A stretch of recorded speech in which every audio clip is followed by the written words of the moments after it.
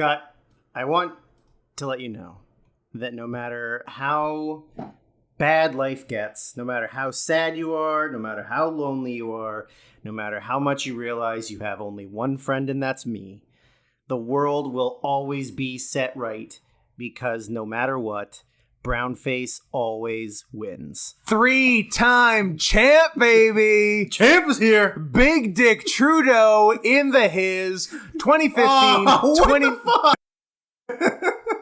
It's still recording. It just jumped. That's all. That's all. It's still good. Because your iTunes update. Because my iTunes tried to update. You need a new computer right now. I just need to not have iTunes. Look. We're gonna finish this and we're gonna go computer shopping. I'm gonna buy a nice new setup. You're gonna get me a Dell? Dude, you're getting a Dell. No, I don't think I've ever had a Dell. Did something happen to the Dell dude? Did he get I'm going to say something between caught smoking weed and murdered a child. Somewhere on that Michael Dell continuum. I don't think there's no way the dude you're getting a Dell guy Dell is named Michael Dell. Is that the American billionaire? He is the founder, chairman, and CEO of he's Dell. not. That's the CEO. That's not the dude you're getting a Dell guy. Oh, retard. I thought you meant the creator of Dell. No, not Mr. Dell. Oh, well, how am I going to find the Dell? Dude, you're getting a Dell guy. I'm going to say typing in, dude, you're getting a Dell guy is going to get you the guy you want. Anyway, Justin Trudeau, 2015, 2019, 2021, undefeated. It's so ridiculous that he spent, what was it, $600 million? Yeah. Just so that he could reassure himself that only some of the country likes him. Yeah, that's right. Did you just drip again? No. I saw it fall. You didn't see shit. I saw it fall. Look, if the coffee place gives me baby cups, what am I supposed to do? The guy's name is Ben Curtis. That sounds right. He was known as son of Jamie Lee. As Dell Dude. Of course. He's 40. He's from Chattanooga, Tennessee. And did he come on the Choo Choo? Life after Dell. I don't know. It doesn't say anything. Doesn't give me any. I feel like there was either a very minor or very major scandal involving it, but I don't remember what it was. There's what the dude you're getting a Dell guy looks like now. Great. The highs and lows of the Dell dude. That's probably one of the whatever lows. Happened to the Dell dude.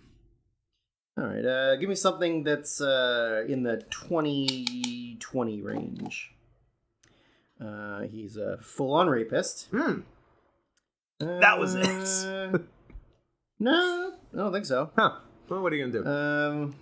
Lives in Texas. He's does a lot of stage acting.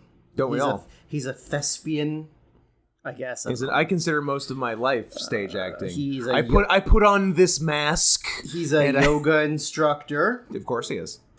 What do we got here? Oh. He got busted buying marijuana in 2002. Yeah. But, that's it. Not even smoking it. Something that would have been legal today. The Dell terminated him. He was blacklisted from the entertainment community. Yeah. And for buying weed. And found it impossible to find work for almost 17 years. That was for it. Buying weed. That was it.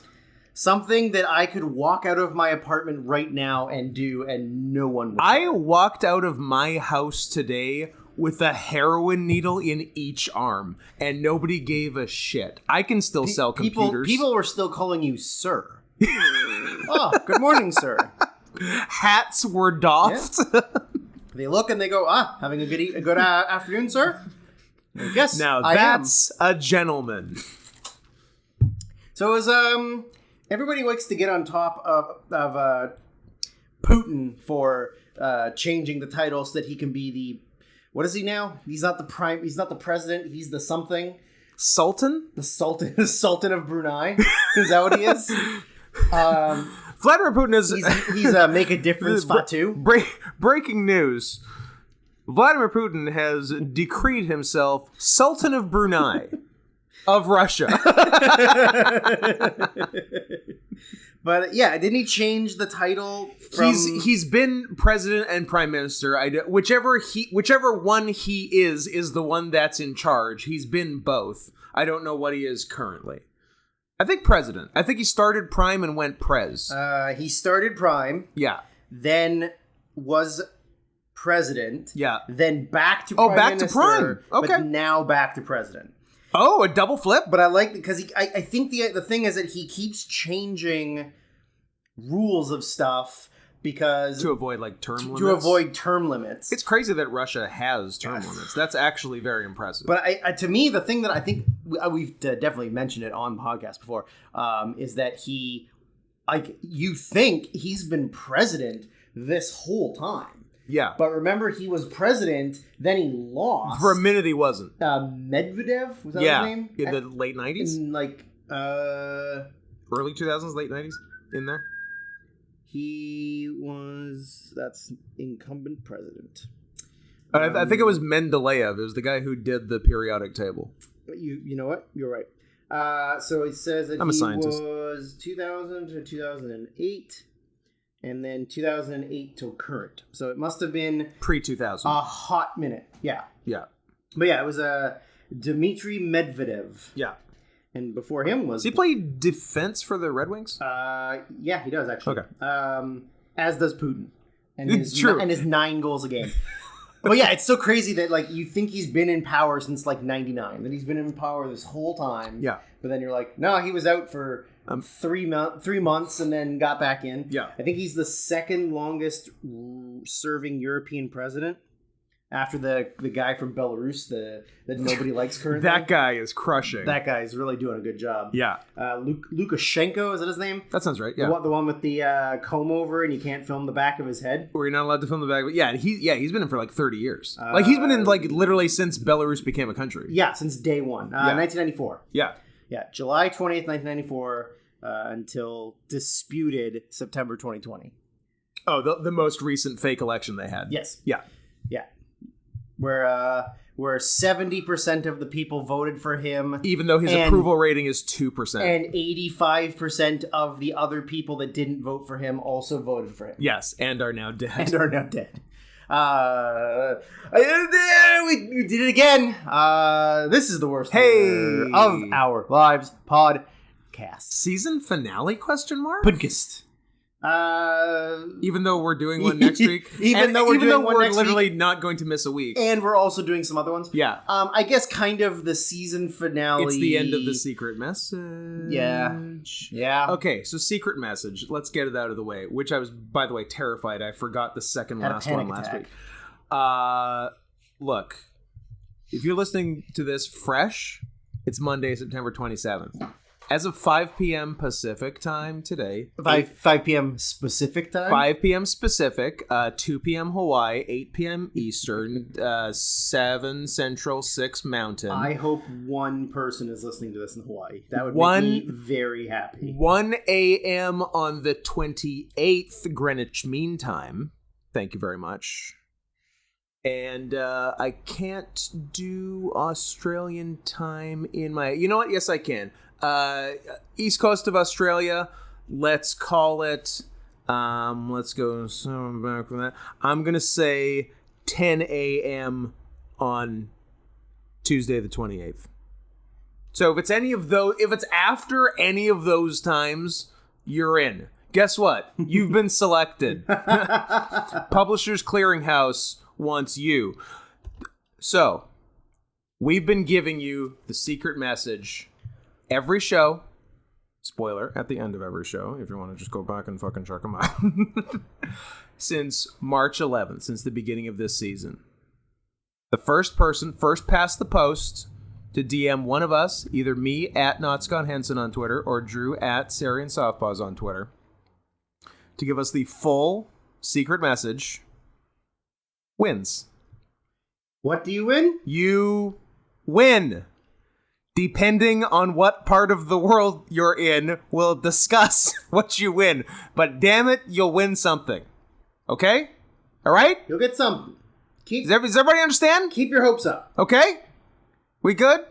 Last letter of the secret message will be at the end of this episode.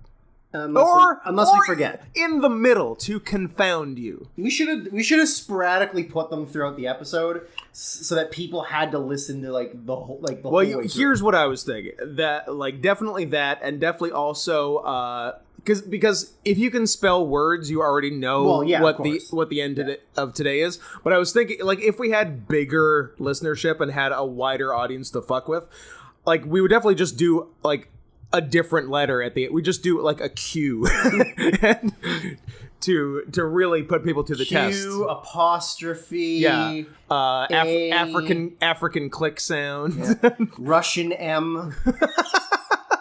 Pi. Yeah, but no, we don't have enough people to do that. We're happy if anyone gets it. Unless they answer early, Eve.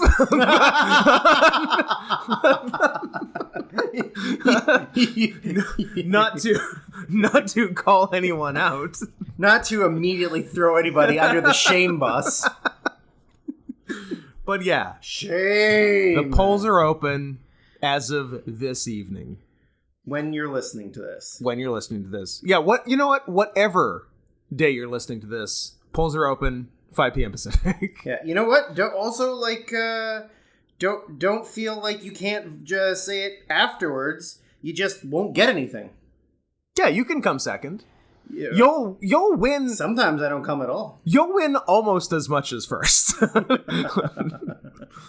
But we will try to do something for first. First. And that's all I got on that. We'll send you plaster casts of our paws. That's pretty cool. Yeah. That's actually very cool.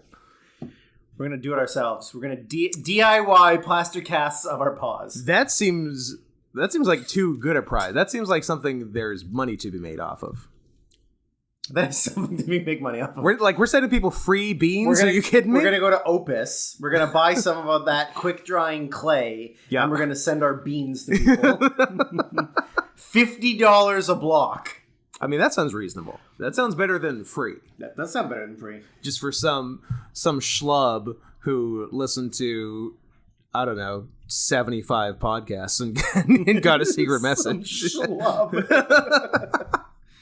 I'm glad that you all got to hear what Scott refers to all of you off air. No. I love each of my listeners more than the last.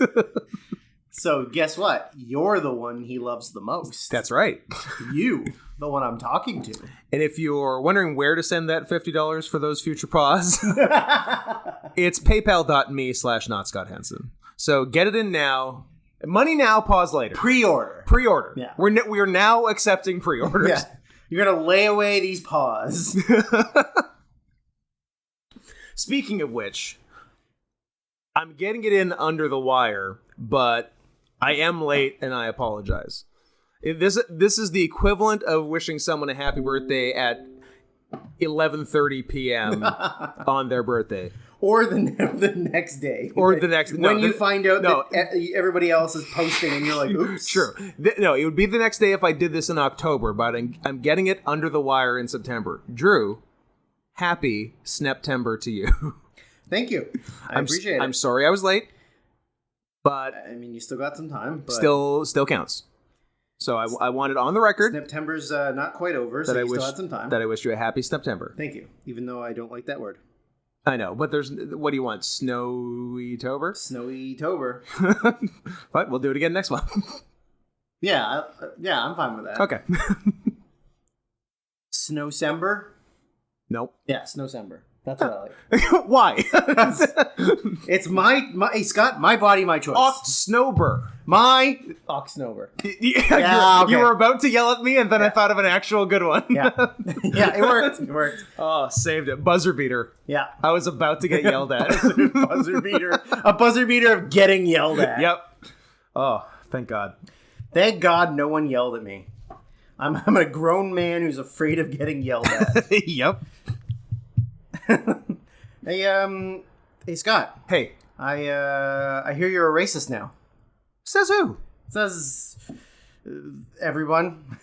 Is this something specific, or are you just trying to bait me? I'm trying to bait you. You a masturbator? I am a masturbator. Are you masturbating, Drew? Are you? Is your hand?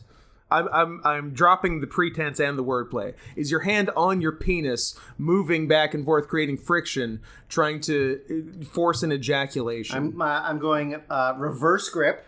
Nice. On my offhand, trying to correct the curve. You know the Stranger? Yeah. Where you sit on your hand until it goes numb, and then you jerk off, and it feels like a stranger's jerking you off? Yeah. Do you ever do the other one? Where you jerk off a stranger? Where you sit on your dick for a while until it goes numb, and then it feels like you're jerking off a stranger? No. What if you sit on your dick and your hand? Oh my god! And jerk off, and it's like you're not doing anything. You're fully dissociated. I think you achieve the same effect by doing ketamine. I think that's jerking off on ketamine. That's ketamine dick. I can feel neither my hand nor my dick, but something's happening. Yeah, something's going on down there, but I couldn't tell you what.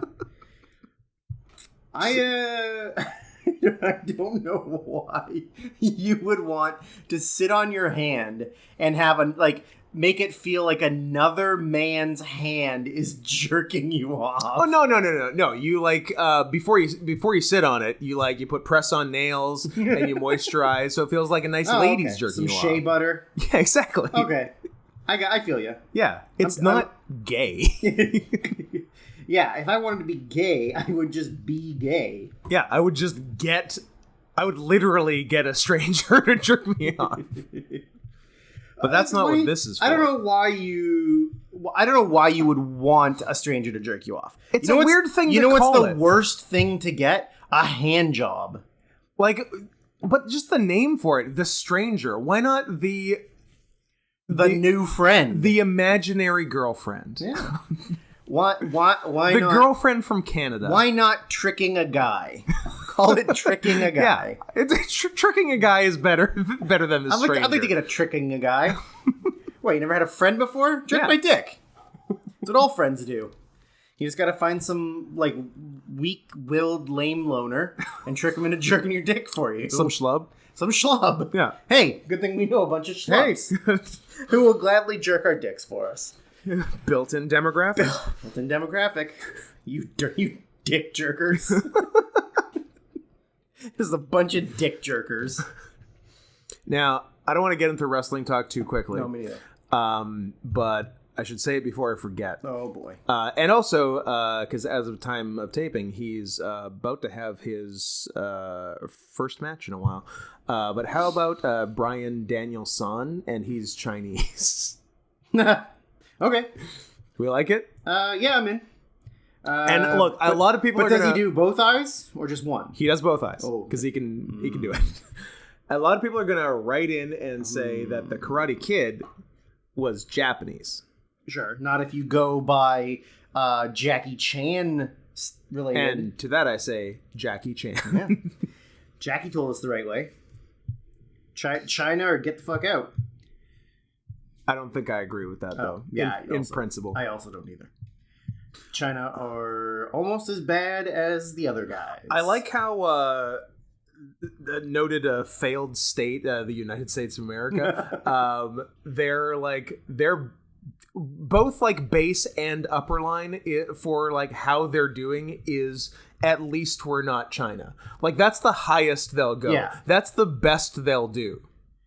They're we're not giving you health care, but we're not China. But hey, we could be China. Yeah.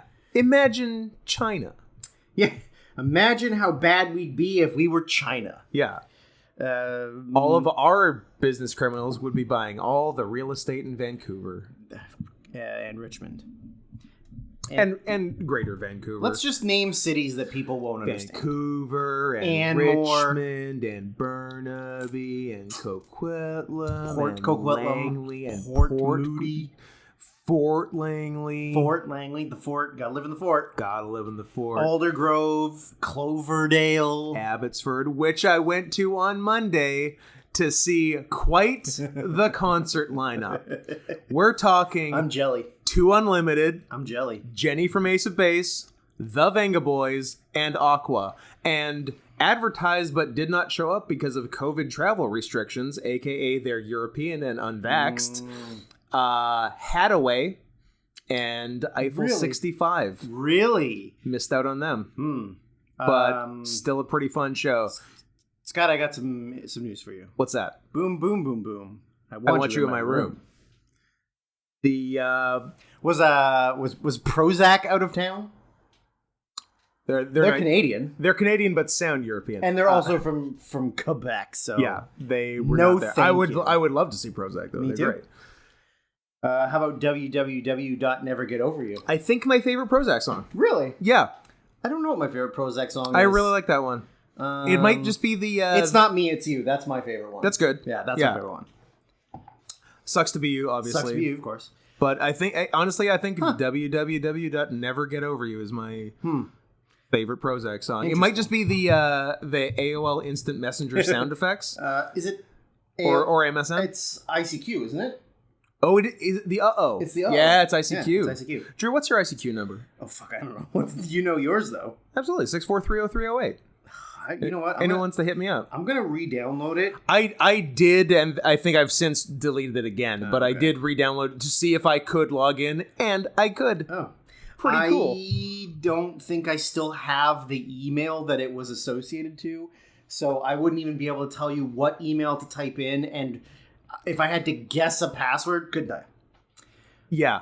There's also the Prozac song "Be As," which was the I don't know that one offhand. Be as gay as you want to be as. Oh, I think I gave that one a skip. Oh, okay. It didn't resonate with me. They put out songs in 2016 and 17. It's very impressive. But yeah, Sucks to Be You. Europa. Never Get Over You. It's Not Me, It's You. Get a Clue. And then they didn't do anything from 2002 until 2015. They went on hiatus for 13 years. As we call it, the dry spell. The Prozac dry spell. Yeah, but they're back. They put out an album. They came back for the Trump presidency. Prozac. They're like, guys, big Trumpers. We gotta make new music. Oh, and it appears that the sort of bigger of the two, became much more of a twunk. In later years, at least as far as the album cover art would indicate. Cool. They're from Toronto, not Quebec. I apologize. You should apologize for calling someone French who wasn't. That's basically a hate crime. They disbanded in 2019. They played their final show in November 2019. Sad. Fake news. Send tweet. Fake news. Send tweet. All right. Well, that's the CanCon portion of the episode. We did Canadian politics and we did Prozac. And we just named some cities in the greater Vancouver area. There. Now we don't have to do any more CanCon until for next the week. Rest of the episode. Okay. It's done. We might have to do Drew's Hockey Corner at some point, but certainly. Probably not. Fashion Corner may come up. Fashion Corner, maybe. I'm sure that there will be Canadians referenced in this episode. Most definitely. So yeah, there will be a little bit more, but so the concert was good. It was good. How packed was it? It by the end it ended up pretty full, but for 2 Unlimited it was not that full.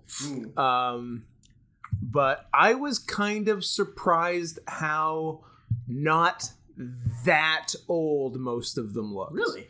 Like they looked older than when you know them from, but for a lot of them it's been like 25 years. Yeah. And I expected older. So I think everyone looked pretty okay for their age. The girl from 2 Unlimited still sings very well. Okay.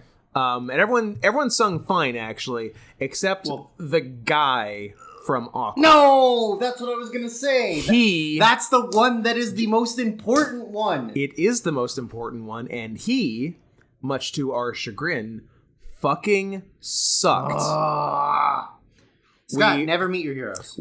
This was such a Never Meet Your Heroes. Because Especially like we were there for Aqua. Aqua was the headliner. Girl was fine. She looked like she was rocking sort of a 90s cyberpunk look, which was pretty sick. Nice. And the guy, I don't know if their flight got in late and he was sleepy but he was just like not on it. Are we sure it's the same guy? It's the same guy. But, okay, I can't 100% confirm it's the same guy. If it's not the same guy, they did a great job looks-wise replacing the guy. But I'm pretty sure it's the guy. What happened to you? I can't. Nope, that's not Heinrich Mickelstein? Renee Diff. Nailed it. That's his name. All right. That's him. Still him. It's him. Yeah. Renee, step it up. This was the and also some of the backup dancing in the Ace of Base set. This was the first stop on the tour. Okay. So our hypothesis was that they didn't do any rehearsing and just sort of doing the tour would be the rehearsal. So they'd be very good by the end of it. But they could have stood some more coordination on the backup dancing in specifically in the Ace of Base set. But they were all good. Venga Boys had the most energy and the best visuals. The Aqua visuals were kind of lacking. However, no group did a song that made us all want to go download that song at home, turn off the lights, light a candle, and open up a vein in the tub than Venga Boys. Venga Boys debuted their new single. Oh, yeah, baby. Take Me Back to 1999. Okay. Or maybe I Wanna Go Back. Okay. I Wanna Go Back to 1999. And it was the biggest fucking bummer of a song I've ever heard. I do want to download it, though, and maybe kill myself. Okay, let's listen to it after the podcast and decide if we want to kill ourselves or not. Yeah. Little insider knowledge on Aqua. Ooh. So Lenny Nystrom, who's the lead singer. Yeah. She was in a relationship with Bald Guy. Yes. When they joined the band. I was going to say, because I was watching them, I'm like, they either are in or have had a relationship, but that's got to be so weird. Yeah. To keep performing with the person. He was in the band first. They started dating. He got her in the band. Okay. They broke up in 97. Okay. Then continued to make music. Yeah. Then she married the other guy in the band. Oh, like the guitarist? Who is still currently in the band. Wow. They had a kid together and they got divorced in 2017. And is still in the band. I hope she's back to fucking Renee. That would be amazing. But it doesn't say anything about that. I feel like she had a solo album at one point. She might have. Like one really, like real good banger of like of a track.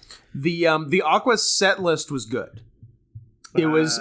I think they did every song I would have wanted, minus Aquarius maybe. Although if they were going to do one slow song, I'm glad it was Turn Back Time, because that's the best one. You can't not do Turn Back Time. Sliding Door soundtrack, baby. Gwyneth Paltrow and Gwyneth Paltrow. You kidding me? That's a really good movie. It is good, really right? underrated. Yeah, nobody talks about it. It's good. And like, I don't know a lot of people that have seen it. Yeah.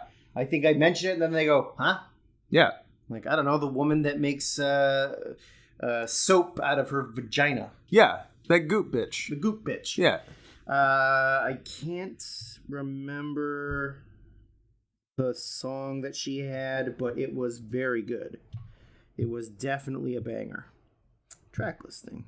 Yeah, I'm sure she had some. Oh, It's Your Duty. That's the song. Okay. Yeah, it's good. And Ace of Base set list was good too. I would think everything you would have wanted in an Ace of Base set. Yeah. The Venga Boys have 2 songs. Of course. I believe the Venga Boys song that the Venga Boys played were their 2 songs, their new single, and then covers. Yeah, and like if I was just like Name the 10 most cliched karaoke songs you can imagine. Really? That. Well, they did We Will Rock You. Oh my god. They did I Love Rock and Roll.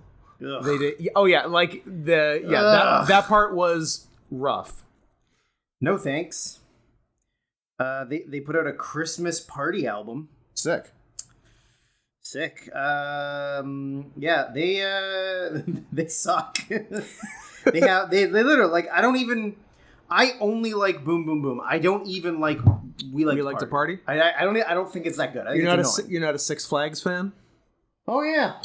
No, I'm not. With that creepy old man, or like not young man as an old man. I don't like what's going on. I don't like what Six Flags is doing. Have you ever been to a Six Flags? I haven't.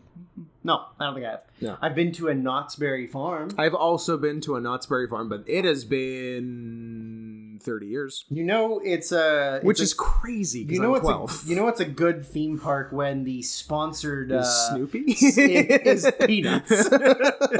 Oh, like here's Universal Studios with all these big Hollywood blockbusters. Here's Disney with like every animated thing every they've property ever created. Ever. Here's Peanuts. He's fucking. That's like doing Peppermint Patty. That's like doing a theme park that was based around just like the Sunday morning funnies. Yeah, but like, no. Here's only, the Marmaduke ride. Only one Sunday morning funny. Yeah. It's like the Doonesbury theme park. I guess Peanuts is in theory the most popular one. Yeah, I guess. I'd rather go to Calvin and Hobbes Park. Or like Family Circus Park. I don't want to go to Family Circus Park. Why? I bet you it's really depressing. It's really depressing. It's the highest rate of attendees who commit suicide in the world. That's cool. Well, I could throw on the Vengaboy song and call it a day. Yeah, you could. Yeah, it's such a weird sponsorship agreement. And like I remember it being very like I remember almost nothing about it. Folksy, I guess. I think it is it's folksy. It's literally just a farm and there's one roller coaster. Yeah. Yeah, there's like petting zoos and hay rides and a roller coaster, and that's what Knott's Berry Farm is. Yeah. Pretty cool. Who wants to milk a cow? $50. Who wants to milk a man? Who wants to milk a man? $40. No, he pays you $40. Oh. Yeah. Oh. Yeah. I went to Knott's Berry Farm and I made $150. I used my mouth. Somebody needs to make a theme park that is just sex based. So it's like glory holes and Sibrians and I like that. Yeah. Somebody needs to make an adult theme park that's just We need a rich pervert. Yeah, but it also has to be like in the Netherlands or something. Like it's not going to be a North American thing. Fucking prudes. It would be tough. It would be a Netherlands thing. Holland is Puritans, where you go yeah. to do a bunch of fucked up weird stuff. Or Southeast Asia. Or Southeast Asia. But that's a different kind of theme park. It is different. What you're describing is Netherlands. That's a real phantasmal place to go. Yeah. Sex tourism. That's a real thing. That is a real thing. How about Mex tourism and you go to Acapulco? I'll go to No. From what I understand, the water there is really shitty. It's full of garbage and stuff. Chihuahua? No, not Chihuahua. Ixtapalapaquetl? Oaxaca. Cancun's fine, I think, from what I understand. But you don't really want to go to the coasts because I guess all of the garbage from the tourist shit just sort of like stays at the coastline. Fair. I remember when I was... It's just like a brown foam around the coast? Humble brag, when I was in Mexico City. I was like, let's go to one or the other. Let's go to Acapulco or let's go to Veracruz. And both people that I was friends with, one who's from Veracruz, was like, yeah, no, let's not do you that. really don't want to go there. Gotcha. I'm like, yeah, but I want to see the ocean. They're like, nah, it's not worth it. You have the ocean at home. Yeah, exactly. like the gross Vancouver Sea is probably better than the coasts you're going to see here. It's probably better than the drinking water in those places. Yeah. Where they find dead bodies sometimes, and also the oil tankers sit out in the bay and just like dump human shit into the water 24/7. Yeah. Like the toilets just go in the water. Yeah. Not interested in it. Cut out the middleman. Also, I don't want to drown, so I'm not going to go in the water. True. I'm a mountainous snow cat, not a jungle water cat. I'm a swimmer. You're a swimmer. Yep. Yeah, you're a swimmer. Absolutely. You got to swim out to those boats to get those Indian farmers out of the boat and eat them. They asked for it. Yeah, yeah. Which is quite a trek, because I got to come all the way down from Siberia to India to do it. I know you thought you caught me there. You certainly didn't. Yeah. I don't know. Yeah, I mean, the amount of humans being eaten in Siberia is probably very minimal. Yeah. Very minimal. But if you were in India, I'm telling you, like 400 a year, Scott. It's good. Just imagine how much human strength you're absorbing. That's true. That is a lot of strength to absorb. That's why I make the trip south every year. That's why your haunches are so strong. Exactly. That's why I got such powerful all those Indians you're eating are making your haunches strong. I can leg press 2,700 pounds. Yeah. 2.5 metric tons. I can leg press a Ford Explorer. But don't ask you to use your arms. Do not ask me to use my arms. It's all haunches, baby. Yeah. You can leap over a 15-foot fence, but God forbid you have to pull yourself up and over a wall that's 4 feet tall. One pull up. That's a fun. You're a funny looking fellow. I'm all core and thighs. Barrel chested and chicken legs. Yep. But your legs are stronger than your barrel chest. That's correct. That's correct. And the arms are vestigial. Yeah. you're like a T-Rex. I'm T-Rex in it, yeah. A tiger T-Rex. Oh, now I want to see if that exists. Probably does. But tiger T-Rex hybrid. I mean, it's a big internet out there. A shout out to my phones.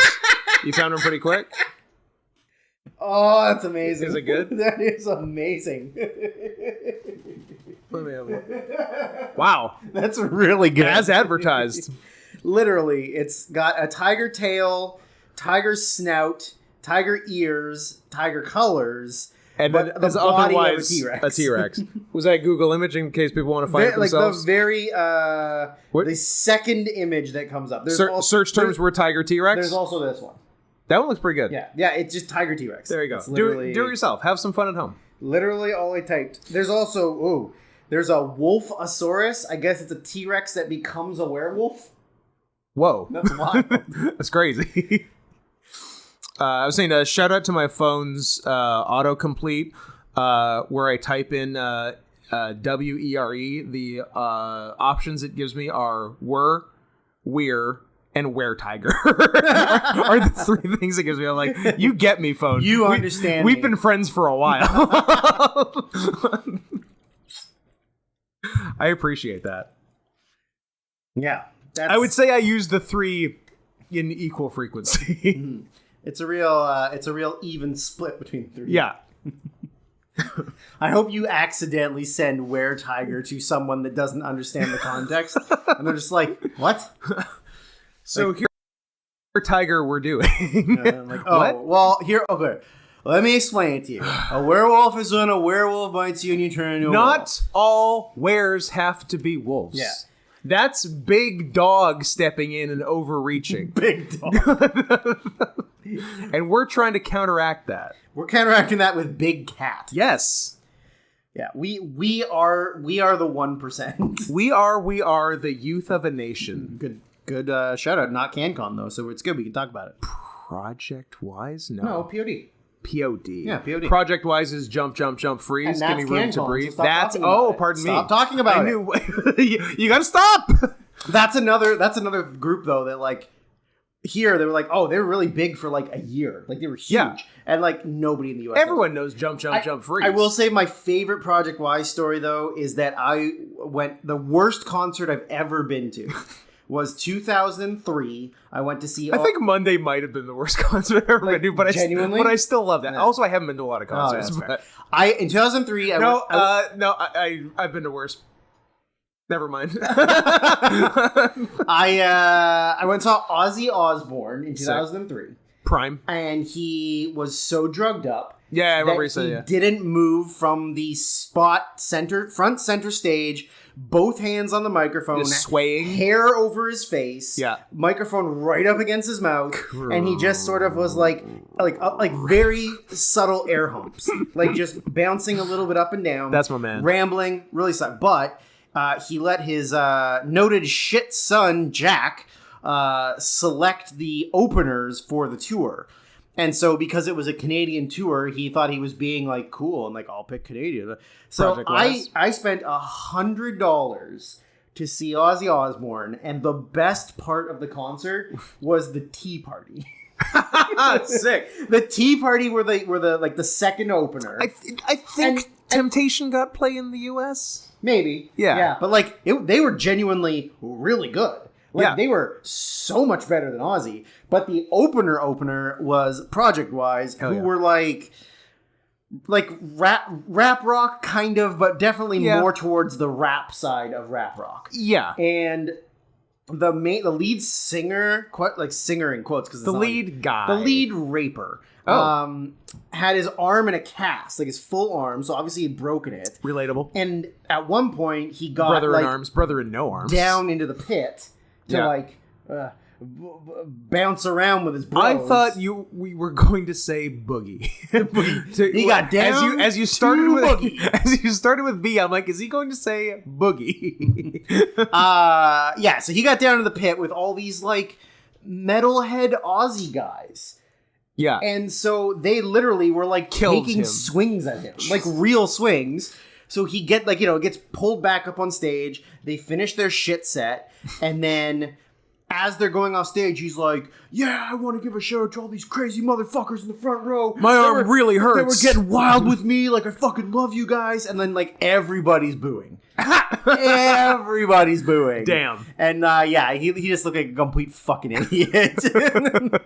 But yeah, nothing like spending $100 to see the Tea Party. Hell yeah. And when I probably could have seen them for like $30. Yeah. At some festival or something. Ozzy, however, is not the worst. I mean, it was the worst concert because Project Wise fucking sucked, and because I really wanted to see Ozzy perform, and he fucking sucked. Right. Not the worst headliner I've ever seen. Okay. I went to Hullabaloo 2001, put on by XFM in Vancouver, R.I.P. The alternative radio station. The alternative rock station. And so, they had like Sum 41 and Treble Charger and Swollen Members and some other people, but the two main eventers, the two headliners, were day one was the Crystal Method, which was great. They were awesome. Sweet. They went on it like in the dark, just like tons of lasers and like show. It was really cool. Yeah. But the second day, the headliner was Tricky of Massive Attack. Oh. When he had gone solo and he had that one hit song. Yep. So Tricky. It's free to rock around. That was the song, right? That was the song. Tricky singing Tricky. Or like it's a trick. It's a real weird science situation where somebody put Tricky into the computer and it created the guy from the song. So Tricky gets on stage. If Tricky was a man. If he was a man. Tricky gets on stage. He does not sing a word. The entire set. Okay. The two female backup singers sang the entire set. Interesting. He stood off to the side smoking weed. That was the whole fucking concert. So his one big hit song that he had at the time, which I fucking couldn't even tell you what it's called. Tricky. He didn't even do it. He just did a bunch of like his DJ played a ton of like Massive Attack like samples. They played a theme from House. It might not have existed yet in 2001. I don't know if it did. But it also might have. How do you like that? What was the fucking song that was the big breakout hit for Tricky? Evolution, Revolution, Love. Do you remember that song at all? That title rings a bell. Yeah. And then he did a Nirvana cover and a Cyndi Lauper cover, but it's not the songs you think. And his main song he did not sing. Yep. And everybody booed him off stage.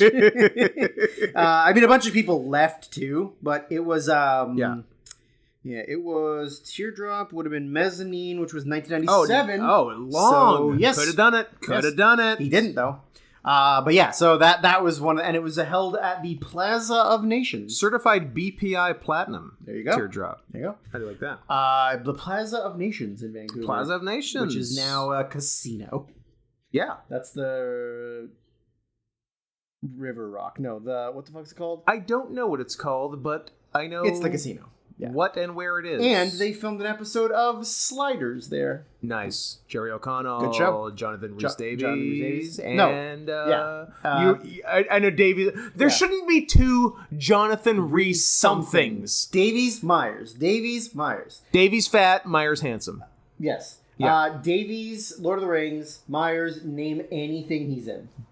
You can't do it? The Tutors. He's in the Tutors. Yes! And he was in that really... Oh, which I think you and I should honestly give a watch to because of how bad it is From Paris with Love with John Travolta. Ooh. It's very bad. Yeah. He's trying to do an American accent, but the way he pronunciates words is very terrible. Okay. You can clearly tell he's British. Nice. Yeah. I like that. But yeah, anyways, Plaza Nations, what a place. More CanCon. We did 40 minutes of CanCon. You promised we weren't going to do any more. You're the one that brought up Project Wise, motherfucker. Now you have to go to Canadian jail. That's fine. Which is like just being not in jail in the United States. It just means you get to be a gardener for a while. You get to do community gardens. That's jail in Canada. You have to be a constant gardener.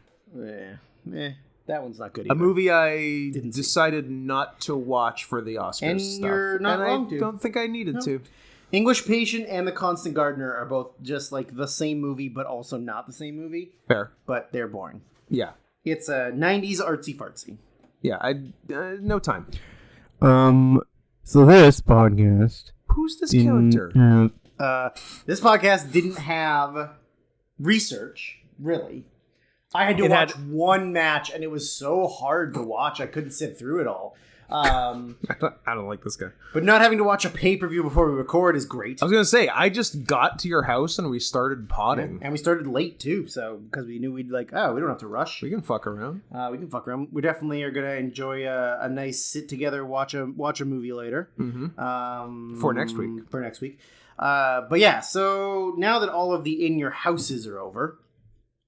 Is it in your houses or is it like in your houses? No, is it like attorneys general? Is it ins your house? Oh, now that all the ins your house are over. You know what? Hearing it out loud, it's probably not. It's probably in your houses. But I do like it. It's fun. I like it more than in your houses. So we're going to call it ins your house. Ins your house. Attorneys general. Yep. Yeah. So as anyone who's listened to the podcast for an extended period of time, we like stats. We like lists, stats. We like kissing off air so that you don't get to hear it. That's true. Sometimes we kiss on air and you get to hear it, and that's just a little treat for you. That's a little bonus. But that's only during one specific type of podcast. Yeah. We like to try and get you to give us money, which, by the way, you should give us money. Yep. If you enjoy us, and you know what? Even if you don't enjoy us, there's nothing I like more than spite money. We accept spite money. I will take your spite money. Absolutely. 100%. I definitely gave a spite... I've done spite money once that I can remember. I've probably done it more, but one strongly comes to mind. I gave a very expensive spite wedding present. Yeah. Was it to a certain... Doesn't matter who. It could have been anyone. But you know exactly who. Were they... It doesn't matter. Were they of ethnicities that weren't the same, but also not the same as you? Were they of ethnicities that were not the same, but almost the same, but also different from me? Yes, they were. But close enough, and was it a rice cooker? Yes to all except the last. Oh, okay. I don't think I've given spite... I've definitely, had to grit my teeth and buy something from someone that I didn't want to. Okay. Of like buying wrestling shirts off of like friends. Where you're like, oh, I really don't want this, but also you're actually my friend, but I don't want your shitty shirt. Yeah. So like, fine. Can I just give you $20 and we never talk about this again? How about you keep the shirt and sell it to someone else, and I'll give you slightly less than the shirt costs. Like, I remember Tony trying. Can I give you 18 and we call this a day? Can I just give you a little bit of money and we can stay friends and I don't have to get rid of your shirt? Your shirt doesn't end up in a Value Village or a Salvation Army in 2 weeks. Yeah. I remember Tony trying to trade me one of his shirts for one of my shirts, and I was like, no, it's cool, man. You can just have one of my shirts. Yeah, no, I've definitely been like roped into trades I don't want, and have bought a couple I don't want as well. I hate that. Yeah. P.S. I don't want your shitty shirts. I don't want your dumb shirt, Cody. No, I'm just kidding. I never bought one of Cody's shirts. Cody and I came to an agreement that we were friends who didn't need to buy each other's shirts. As it should be. That's the perfect kind of friendship. I would never buy one of your shirts. You would never buy one of my shirts, unless we both buy Fur Horseman shirts, but then we're really just giving ourselves a shirt. Yes. So, like, why would I want that? I already have, like, 5 of them at home. But yeah, so... Yes, if anyone wants a shirt, DM me on Twitter, and if I have the thing you want in stock, great, I will ship it to you. And if I don't, I will direct you to prowrestlingtees.com/Scott Henson. But I'm trying to get rid of the physical stuff first because, 1, I don't want to have it, and 2, when I sell that, I get $20, and when you buy through the store, I get $7. So let's get the 20s done first. That sucks. Yeah, that sucks. Not a great cut. No, not a good system, but I guess it's the only system. Yeah. Also, just for you people. What do you mean, you people? You know what I mean, you people. Okay. All these fat schlubs. We've discussed making podcast-specific merchandise. Yes. But I think we'll only do it if there's enough interest. Demand? Yeah. Because if we make it and then we put time and effort and money into it and then we only get a little bit then here we sell and there. 2. So please let us know if you would like to have podcast-specific merchandise, because we're more than open to creating that for you. And if you're okay with having the Twin Towers on said merchandise. Yeah. Or how far would you go? What would you do for a Klondike bar? Would you wear the towers on your shirt? I don't know if it's specifically the logo, but it could be anything. No. I got ideas. I was gonna say, I got ideas. They're up here. They're cooking. But I feel like a lot of the ideas have the Twin Towers. A lot of the ideas have the Twin Towers, or just a Star of David with a giant red circle and a line through it. That one's tougher. But not out of the question. But yeah, let us know. Especially if you paid attention to the first third of the secret message. There you go. Let us know on Twitter or comment on the YouTube page, YouTube video if you'd like. But yeah, let us know if you're interested, and we'll look into it. Yeah. But anyways, as I was saying, we like stats, we like lists, love them. We like to kiss off air. Yep. We might do some of that later while watching a movie. Mm-hmm. There will be spooning and kissing. So this is the completion of the In's Your House. We have taken In's Your House to completion, as promised. Its natural conclusion. Yes. Taking wrestling to its natural conclusion. Gay sex. Yeah. Shout out to James Domian. Yeah. So we, as we said last episode, we kind of decided we were going to do some best matches of. Like we did with the Nitros, we'll do some MVPs. And then also, because as we were going along, we realized just how awesome some of the Jim Johnston music of this era was. Peak WWF that we were like, music let's going talk on. about some of the best music, and no more CanCon. Unless it's a Canadian wrestler. So I guess let's start with music. Music's maybe the more of just the for fun one, not necessarily like the actual top 10s or whatever. Yeah. Obviously there's some like Vader's rocks. Diesel's kind of rocks. Yeah. Sid's rocks. For sure. Shamrock's is great. Blackman's is great. How about Shamrock's first music, the smooth jazz sax? Well, That's how you what do you think about that one? It's calming music for him so that he doesn't snap. So he doesn't snap too early. Too early. He doesn't want to finich too early. It's Shamrock's edging music. It's edging music. Yeah. But there was a Does few... Edge have edging music? Or is that putting a hat on a hat? That's a hat on Okay. That's a hat on your penis. Okay. I'm gonna call him Henry. There was a couple though, like the new Bradshaw and or the new Black. I almost want to say my favorite. Love it. Yeah, it's great. It's so good. Chugga, chugga, chugga. Like the chugging along, and then when the guitar kicks in, Yep. bow, bow, chugga, chugga, bow, bow. Yeah, Yep. it's great. Yeah, it's really great. Great. The too much music. Yeah, too much. Like I didn't really remember them even having that music. Yeah. But it's like so sinister and like evil sounding for a couple of gays. These two dumb gays. It doesn't really fit them, but it's so good. It was clearly for something else. It's repurposed. He wrote it. Yeah. And it was probably supposed to be like Barry Windham's theme. Yeah. And then Barry left and they were like, I don't know, the gay guys? I don't know. Yeah, probably. Jerry's gay son and the other one? Probably gay guys. Yeah. So that was great. Fucking ICP for the oddities. Yeah. It's really good. That song's actually a banger. It's so good. Is it called Freak Show? Freak Show? Yeah. I think so. It's really good. Both of Owen's music. Both of Owen's music. Are awesome. The I'm Not a Nugget, and then just like the heart. The heart disco. Panic at the Heart Disco. Yeah. But yeah, and then like Steve Blackman has. Yeah. Did we ever get proper Blackman? We only got the first one, which is still good. It's good, but it's not definitely not as good as the second one. Yeah. And then Ahmed Johnson, good music. Ahmed Johnson's pretty good. Yep. Yeah. And then we got Undertaker with guitar. I was building. Pardon me. I think the best one. Forget I said that. Is like corporate or like ministry level, like Undertaker with wailing that guitar, wailing heavy guitar riff in it. It's really I think good. that one's the best one. It's like really good. That's something that I could genuinely listen to the whole song. Yeah, I'll just like put it on my iPod. I'm doing something and I go, there's ministry taker music. Did we have? Razor Ramon is one of my favorite. Yeah, Razor's is great. Yep. Razor's really good. What else do we?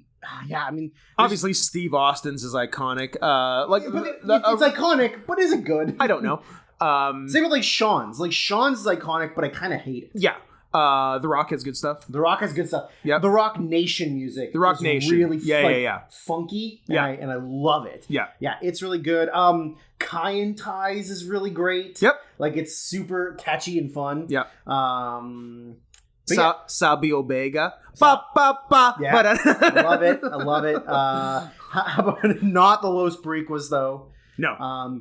And then some of the worst, like fucking DOAs is terrible. Yep. I mean, the thing is, like, it's bad because it's like nothing special. Yeah. But it's still like Jim Johnston literally was such a master class at making music. Yes. Because he made everyone's theme, and every single one is different. Yeah. It's not like he did often kind of repeat some beats. Sure. Yeah. Because like your like Steve Austin, Razor Ramon, even like Ahmed Johnson are all kind of ba ba ba ba ba. Yeah. Yeah. Yeah. There's definitely some of that, or like even like later on before he got fired, of like Roman Reigns' theme is just Taz's theme. Yes, but like at a different pace. Yeah. But yeah, he cheated on a couple. Yeah, but I mean, he literally wrote like 600 theme songs over like 30 years. Yeah. Like it's crazy. I know. I'll cut him a break. He's one of those anomalies of like. One of those anomalies, which is amazing. If you looked at like, I wish I had an example, but like somebody who has like his IMDb credits would be like, I mean, if they did individual songs, but like 800 for one thing and then nothing else. That's right. And you'd be like, how does this guy have so many credits that I like never heard of him before? Yeah. Like some Bollywood actors probably have like hundreds of credits, and you're like, I don't even know the guy's name. Yeah. Yeah, like his name is Shanky. Shank Lee. Shank Lee. Shank Lee. He's Asian now. Oh, he's Chinese name. Yeah. It's fair. He's a big Indian guy who's also Chinese. Who only does martial arts films. Who only does martial arts films. Like, he did so much for that company, and then they were just like, fuck you, you're gone. You're done. I'm sure that there might be a few that we're forgetting, but like Brett's is good. Brett's is pretty iconic. Like his is iconic and good. Yeah. Like Mankind's like rockin' music. Yes, is good. Yeah, man. I mean, like the slow ones are good for what they are. Yeah, but yeah. I mean, I like that he had two musics when he was. I like entrance and different entrance and exit music. Exit music, yeah. Cool. I like that's very cool. The sinister sounding one to come out. Yeah, and then the peaceful and then the one piano. Yeah. when he's leaving. It's good. That one's really good. I like that a lot. Yeah. I wish we had gotten more of the Godwin's Hillbilly Jim music and not the Deliverance music. Because it's... what you associate the Godwins with. And because it's edited off the network. Yeah. Yeah. And it's also like face music, not like pig squeals and yeah. So like banjos. any network versions of In Your House we had, which was a decent chunk of them, it's edited off. Yeah, which sucks. Yeah. Yeah. But yeah, I'm sure there's other ones that we've sort of... kind of, I mean, the Brood. The Brood rules. Real good. Yeah, Brood's really good. Yeah. Yeah, I'm sure there's other ones, but those are like the main ones. Flash Funk. It's so funky. It's fun, but Or like The Godfather's is good, even though we only heard it once. Yeah. Val's is good for the character, but not enjoyable. Yeah, a lot of the stuff is good for the character, but it's not like you'd listen to that song. I like D-Lo's music when he becomes a solo wrestler. Real Deal? Yeah, the Real Deal. I like that Real Deal. one's really good. I like that one a lot. Especially like once it gets past the sort of like just the instrumental part, and then there's like actual talking. Yep. It gets really like it really picks up the tempo. Yeah. And that's really good. I like that a lot. Sexual Chocolate's awful and maybe one of the worst musics of all time. Sucks. Yeah, I can't. I mean, DX is iconic, but like, you like Xbox music? Fuck off. That might be the worst one. You like it? Legitimately, that might be the worst one. That and With My Baby Tonight, but only because it constantly gets stuck in my head. Yeah, yeah. If I hear it, it's in my head. I don't. Like Smoking Guns is bad. I don't hate Xbox. His music. Ugh. I like a good scream in a song, and the Xbox scream at the beginning of it is a good scream. Ugh. I hate it. I know. Absolutely hate it. I think I fast forwarded through his entrance every time. I kind of like it. and like I guess Kane's too. Like Kane's is also pretty iconic and pretty good. Yeah. It's no Finger 11. How about the fact CanCon here? How about the fact that Finger 11 and Our Lady Peace both did theme songs for WWF? Yeah. That's Shout wild. out. Finger 11, the former Rainbow Butt Monkeys. But then they sold out. They sold out. Does Finger 11 mean penis? Maybe. I don't know. Did Our Lady Peace have a silly ass name before they became Our Lady Peace? Yeah, James. James Taylor. I was just gonna say James and then a slur and then and then another slur. Formative years. What do you got here? Rain Maida. I think I was probably just gonna say Tommy Chong's old band. Oh, you can't say that on the podcast. 4 C's and an N? You can't say that no? on the podcast. Okay. Although it's wild that's what his band was called. I cede the rest of my time. Yeah, it doesn't look like they have anything other than Oh, his name's not even Rain Maida, you coward. That's his stage name. His name's Mike Maida. I thought his name was Rain, and now I'm kind of disappointed. Well, gotta hate him now. Yeah, I don't think that there's any fun rainbow butt monkeys about Our Lady Peace. It's a shame. At least they did Chris Benoit's music, and everything was cool. Their name used to be called As If, but then they went with Our Lady Peace. Wow, they couldn't find a more nice. What was their previous name? Talk to the Hand. Don't go there, girlfriend. All that and a bag of chips was the original name of Our Lady Peace. Man, they put out an album this year. Hell yeah, I bet it's good. Spiritual Machines 2. Oh, the sequel. The sequel, 21 years later. They put yeah. one out in 2018 too. They're prolific. This is really the music podcast now. I think Sorry I about that, everybody. really like Spiritual Machines 1. Me too. Is that the one with like Innocent? Yeah. And, yeah. That's a good album. I That's really a really like good album. No joke. I genuinely really like Our Lady Beast. Me too. I've always liked Our Lady Beast. I like them. Yeah, they're great. They're probably one of those like, because I hate Canadian TV and I hate most Canadian music. Sure. I think they're probably like one of the most underappreciated, underrated. Like they get put, like everybody thinks Nickelback. Yeah. Is like the Canadian band, but no, it's Tragically Hip and Our Lady Peace. Yeah. I guess Rush. Rush for old people. I guess Michael Bublé. No, not Michael Bublé. Although Ham Bublé is maybe one of my favorite things on this planet. Come on. But other than that, I don't really like Michael Bublé. Okay. MVPs. Most valuable pussies. I got some. Is it Terry Runnels? Is her pussy valuable? I don't know. What would you value? She's probably had a lot of work done to it. If she had a vaginal rejuvenation surgery? Probably. VJS? VJ Singh. And by VJS, I mean VRS, because that would be how you spell rejuvenation, and not juvenation. They made it young. They made it young for the first time. Yes. Yeah, it was never young. She was born with an old pussy. She's got Benjamin Pussy syndrome. It's a curious case. So this one, unlike Nitro, because Nitro was just one full year. So there was a lot more, like consistency. Sting, Booker, Sid for most of it, Chronic, Goldberg, Chronic. But this one, because Sean it's spread Stasiak. out over several years. Nearly 4 years. And it's every other month, some of them. Every 3 months. And two space.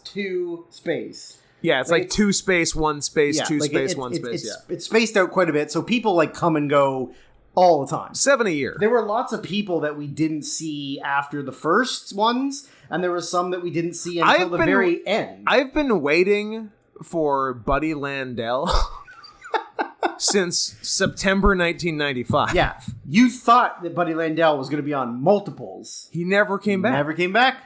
Or should I say Buddy Rydell, as announced by Buddy the announcer. Buddy Rydell. Noted last name, Rydell. Sure. Hold on. Wasn't Josh Charles on Sports Night Dan Rydell, or am I crazy? Dan Rydell. And if he is... Do I owe you something? You owe me a Pepsi Blue. Okay. That's right. And everyone listening owes me, I'm going to say $10 American. Dan Rydell. Name one other character name on that show. Character name? Yeah. Not actor. Benson. Benson? The black guy. Wasn't the black guy Benson, or am I being racist? You're being racist. Okay. Then I don't know. I can tell you other... I don't want actors. Actors is too easy. I can tell you 2 other actors. I can tell you Peter Krause and Robert Guillaume. Krause? Really? Yeah. Not even Kraus. No, Krause. That's stupid. Very Scandinavian. And sorry, what was the other one? Robert Guillaume. Yeah, you can't. Who I thought was Benson, but I guess I'm being racist. You Felicity Huffman. I forgot it was her. I have a bit of a. I don't know if you've noticed this. I have a bit of a blind spot for women when it comes to the ladies. I was gonna say, what do I know Robert Guillaume from? The voice of Rafiki. Yep, that's the one. That's the one. I also assumed because he's... Are you sure he wasn't Benson? He's not Benson. His character name is Isaac Jaffe. From the TV show Benson. What the fuck is Benson? Is it like Becker but black? No, it's like a show if it was about the butler from Fresh Prince. What? It wasn't, but like imagine a show. When was it? 70s? 80s? 80s? Guys, if Benson Dubois. Wow.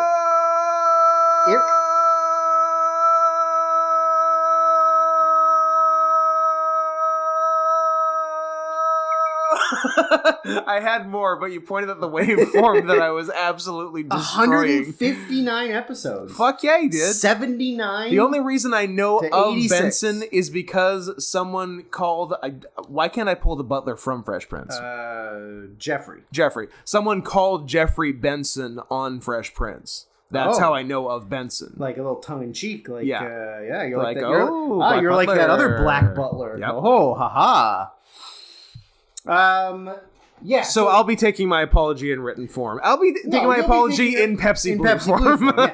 Yeah. So yeah, not a ton of consistency after a certain point. I've got a loose top 10. There are some people that are there pretty much the whole time. Hunter's there pretty much the whole time. Yep. Steve Austin's there the whole time. Undertaker's in theory there the whole time, even though there are some gaps where he disappears. Owen's there the whole time.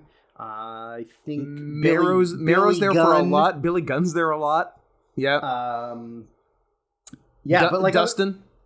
Yeah. I mean, there is a gap, but There's a gap. It's not a huge gap. It's not a huge gap, but he does have 3 different characters. Yes. And then there's guys like Jarrett's there for early and then late. Early and late. Yep. And then you get Ahmed, who's there for the majority of it. I guess Farouk and/or Ron Simmons is there for almost all of it. Yeah, Farouk's there a lot. Rocky's there for a considerable amount. Yeah, I guess Godfather is. Yeah. But yeah, so there's not as much consistency as like a Booker, a Sting, like those guys that were there from start to finish. I mean, I have names. I don't know that I have them in any specific order. Do you have them in a specific order? I sort of went. I didn't number them, but it's about in the right order. Okay, so go from I'll go bottom up. Just name some bottoms, and I'll name some tops. Flash Funk / Scorpio. Yeah, Scorpio's good. Always had fun stuff. Savio. Yeah, I didn't have him, but not upset at him being there. You got the spinning heel kick into the corner, over the top to the floor. Always fun. Yep. Yeah. I'm surprised you didn't hurt yourself more. Yep. If you're a fan of just getting beaten up in every match you're in, Taka. Yeah, for sure. Like, he didn't do a lot of offense, but he definitely took a lot of good moves. The biggest underdog. Leaf Cassidy / Al Snow. Yeah. I'm glad that you went with his government name first. Yeah. Lots of fun stuff. British Bulldog, even though he wasn't there more than halfway through, but Bulldog had some really good stuff. Yeah. Ken Shamrock. Yeah, Shamrock, yeah. Actually shows up in a couple in my top 10. 2, which is worth a mention. Yeah. And a couple more, like, honorable mentions. Yeah. Goldust.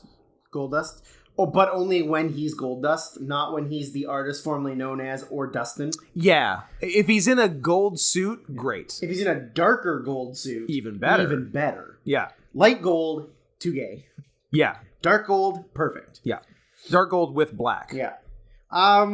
Fashion corner. On the fence is Undertaker. Yes. Because he's in a lot of stuff. Yeah. Not all of it's good. Some of it's good. Yeah. Not all of it's good. Especially if he's against Steve Austin, which is the majority of what he does at the end. Yeah. And that stuff's not good. That's a lot of fast forward is what that is. Yeah. Steve Austin. Yeah. He's there pretty much the whole time. He's there the whole time. Has some good stuff. Can I say noted disappointment is Vader? Yeah. Vader does not have a lot of in your house. Well, Vader doesn't have a lot of WWF bangers. And definitely not a lot of in-your-house bangers. Although he's got one to be discussed later. But, yeah, like, I love Vader. But his WWF run, not his finest. No, very weak. Probably his worst run anywhere ever. Absolutely. It's so mind-blasting. Not blowing. Blasting. That you literally don't know. Your mind. You literally don't know what to do with Vader. Yeah. One of the greatest big men of all time. Yeah. Like, athletic, agile, like, big and strong. The best over 400-pounder ever. Fight me. Yes. Yeah. Only argument is Bam Bam. I don't know if Bam Bam's 4. Good call. Well, maybe at his peak he might have been close to 4. If but we're he talking, never got the push. If we're talking over 350, it's a fight between Bam Bam and Vader. And like Vader was a multiple-time NWA WCW champion. Vader was bigger, but for like sure. Bam Bam never got that push other than what they promised him after LT. Yeah, like Vader debuted in Japan as a main eventer. Yeah, like he debuted squashing Inoki. That's true. Which is something. That is something. Yeah.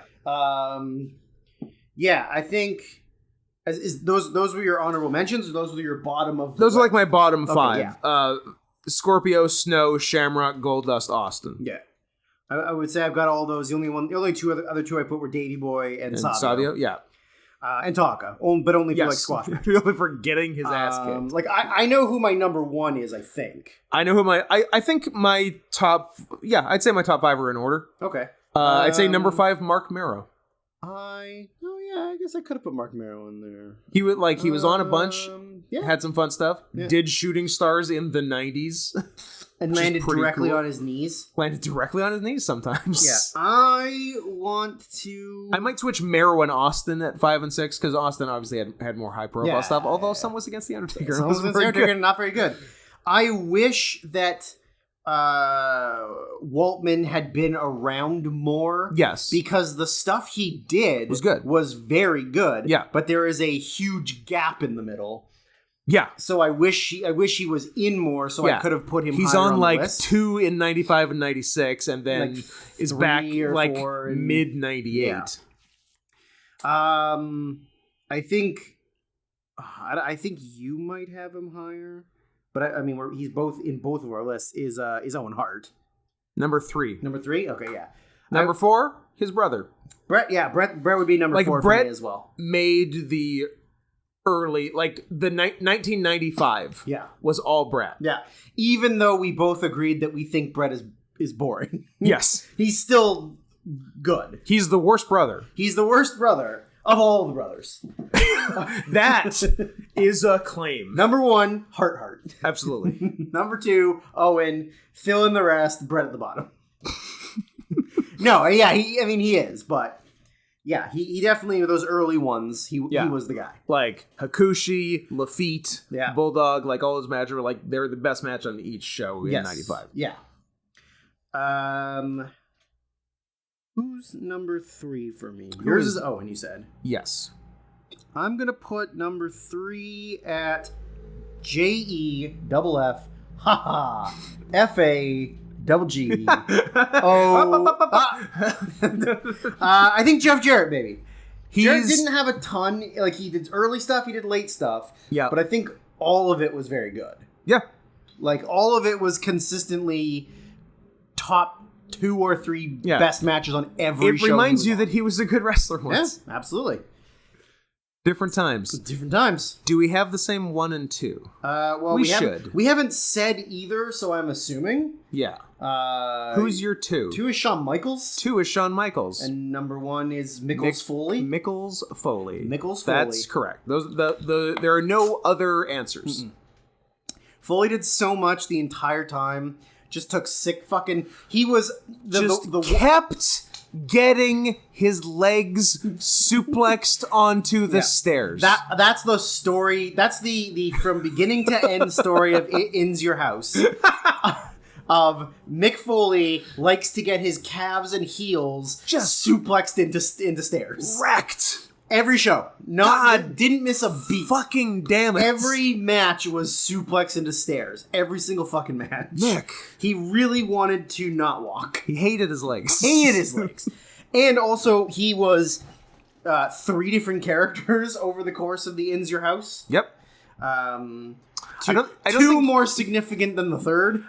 Yeah, I don't think he did an In Your House match as Cactus Jack. Did he? It was Owen, Austin, Cactus Jack, Chainsaw Charlie. No Way Out of Texas. Yeah. I stand corrected. He did 3. Yeah. Was there... No, there wasn't... I don't think he ever did a Mick Foley. No, he didn't do Mick Foley. No, but I was going to say, was there full Chainsaw Charlie and Cactus Jack against New Age Outlaws on one of them? I don't think so. I think that was just at WrestleMania. But they were definitely in that 8-man. Yeah. So yeah, three gimmicks. Oh, your phone is broken. Yeah. So I think fully for sure. Yeah. Sean had good stuff, but obviously wasn't there at the end. Based on top match rankings, it should maybe actually be Sean for me, but it's Foley. It's Foley.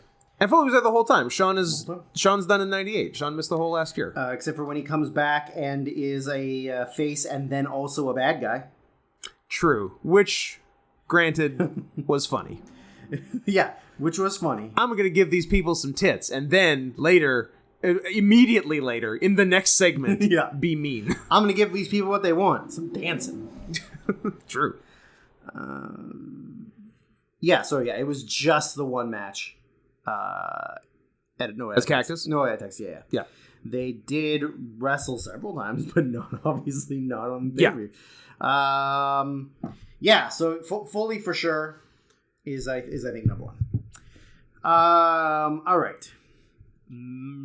Top 10 matches. Maybe I should have done them in an order so that I can say them in an order. I see. So I'm gonna do I'm gonna panic. Ooh. And do it right. But I like an on-air panic. Even I don't do that. You do them. I do a little bit. You fucking do them. But I like it. I could easily do if it I have the next 5 after my 10. Wow. All of which I was sad I couldn't get on the list. But if you want to convince me to get it, if I really fucked up, I'm willing to put one of them into the 10 slot, because the 10 slot is like the fun fuck around slot. So it's malleable, but I think the rest are pretty locked in. But there's a few I'm pretty sad. So while you're ranking, I'll give a few general honorable mentions besides the last 5. So Brett Hakushi from 1. Fucking shout out to 1-2-3 Kid versus the Roadie from 2. Yes! Featuring a fucking second rope pile driver. That match was great. That was nuts. Yeah. Also, I'd say the 2 most... 3 in a row, actually, that I have written down as the most random matches that were very fun. So, 1-2-3 Kid Roadie from In Your House 2. Goldust and Marty Jannetty from 4. 2 junkies having by far the best match on the show. Yeah. And Body Donnas and Godwins from 7, which was shockingly fun. They really they worked hard. Babyface Body Donnas. I think that was Babyface Body Donnas. Yeah, where fucking Tom Pritchard gets the hot tag. Yeah, Zip. Here comes Zip, hot baby. Tag Zip. I couldn't fit in the Austin Savio strap match from Beware of Dog. That one is on the cusp for me. Yeah, if it's in your 10, I wouldn't argue. It's really good. Another fun undercard one, Leaf Cassidy and Flash Funk from In Your House It's Time, I believe, number 12. Furnace and I was going to say Crawford, but LaFawn versus Bulldog and Owen. Might have even made the list if it had gone a little longer and had a non-DQ finish. Yep. From In Your House 13 Final 4. Another one that I kind of really wanted to put on but just couldn't, Mankind Taker from number 14, Revenge of the Taker, featuring The Bump into the table. The Bump. How about instead of breaking the table, I just make a hole in the table with my head, with my brain. That's going. For a technically sub 5-minute match, Owen Shamrock from the Dungeon. If from we're Fully picking Loaded, favorite match, it's up that there. Might be number 1. It's great, just for the amount of getting thrown full speed into a wall, really hard. That's number 1. For hard, fun and enjoyment. That's number 1. Yeah, so that one from number 23, which would be Fully Loaded. From the very next one, from Breakdown, I believe, Owen and Edge was good. From that same one, the Rock Shamrock Mankind 3-way cage was good. And featured, of course, people getting hit so hard with chairs. Yes. from the next one, which would be Judgment Day. Judgment Day. Number 25? Yeah, I think so. Christian winning the prestigious light heavyweight title from Taka, which had definitely been defended a lot in the 6 months leading up to it. And he definitely doesn't lose to Gilbert in like bullshit. And he definitely doesn't lose to Gilbert. Same show, Shamrock Mankind, with the very good finish and very, very silly post-finish. Very dumb post-finish. Both good. And last one worth mentioning, from the very last one, St. Valentine's Day Massacre, Mankind Rock, Last Man Standing. Had some good standard Foley getting killed stuff, including that goddamn back body drop off the announce table onto a bit of announce table and another table. Idiot. So yeah, those are all the ones I wanted to mention besides the last 5 and my top 10. And if you want to convince me to get any of the last 5 on, well, it makes me happy that of all the ones I wrote down, you didn't mention any of them. Okay.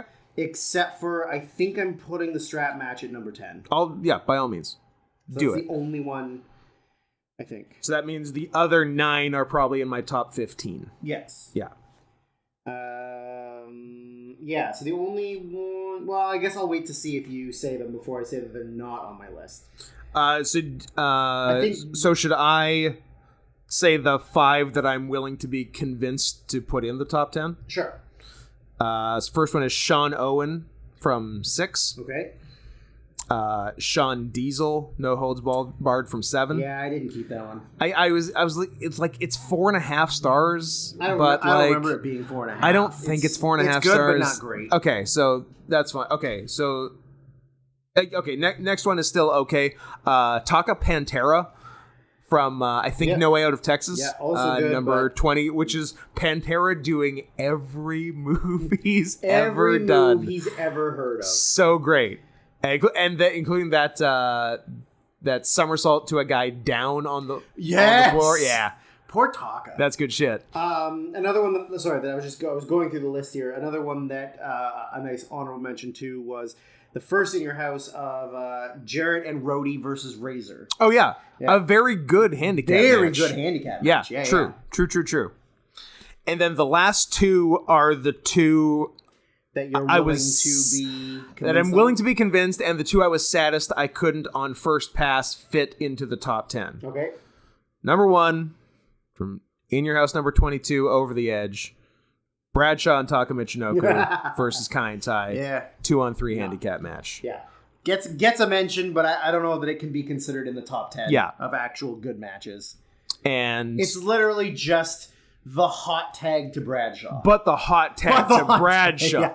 Are you kidding hot tag to Bradshaw is worth it, but that's really the match. Can you even? Yeah. And last one, In Your House, number 26, Rock Bottom from General Motors Place, Job Squad versus Brood. All finishers all day. Yeah, that's all right. I was sad I couldn't get it in. But if you don't want to make a strong case for any of those, then I feel like I've done it right. Yeah. Okay, that's fine. So now you've got 10 left. I've got 10 left, and I think my number 10 is you don't have, and then the other 9 we might match. I don't know, because my 10, 9, and 8 have all been mentioned. Okay, so we'll have a few different. Yeah, so my 10, like I said, was Austin Savio strap match. Okay, yes, yeah. I think strap matches can be really shitty. Yeah, and this are one, often shitty. And this one was really good. I feel like there's 2 good ones, like this and Vader Sting. Yeah. And that might be it. That might be it, yeah. Like they're largely bad. They're usually very bad. Yeah. And they're usually very heel dominant. Yes. And this one was not. This one was like kind of 50-50. Mm-hmm. And they were genuinely trying to hurt each other. Because they were mad that the lights went out the night before. Because the lights went out. They were making up. The lights went out during their match. The lights went out during their match. They still finished the match in the dark. Yeah. Then did it again the next night. Yeah. And went longer. Yeah. That's 100% why it's on the list. Yeah. No, respect for sure.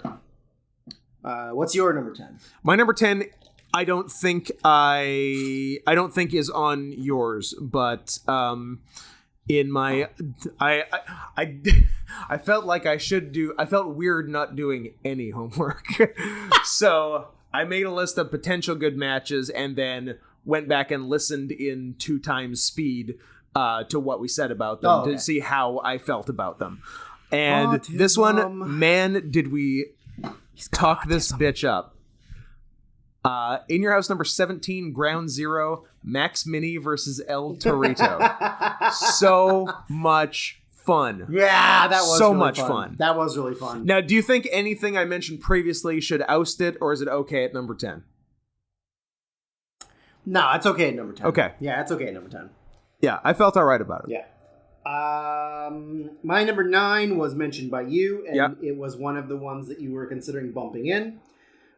Fucking Job Squad versus the Brood Squad. Hell yes! First fucking spot is a goddamn Falcon Arrow.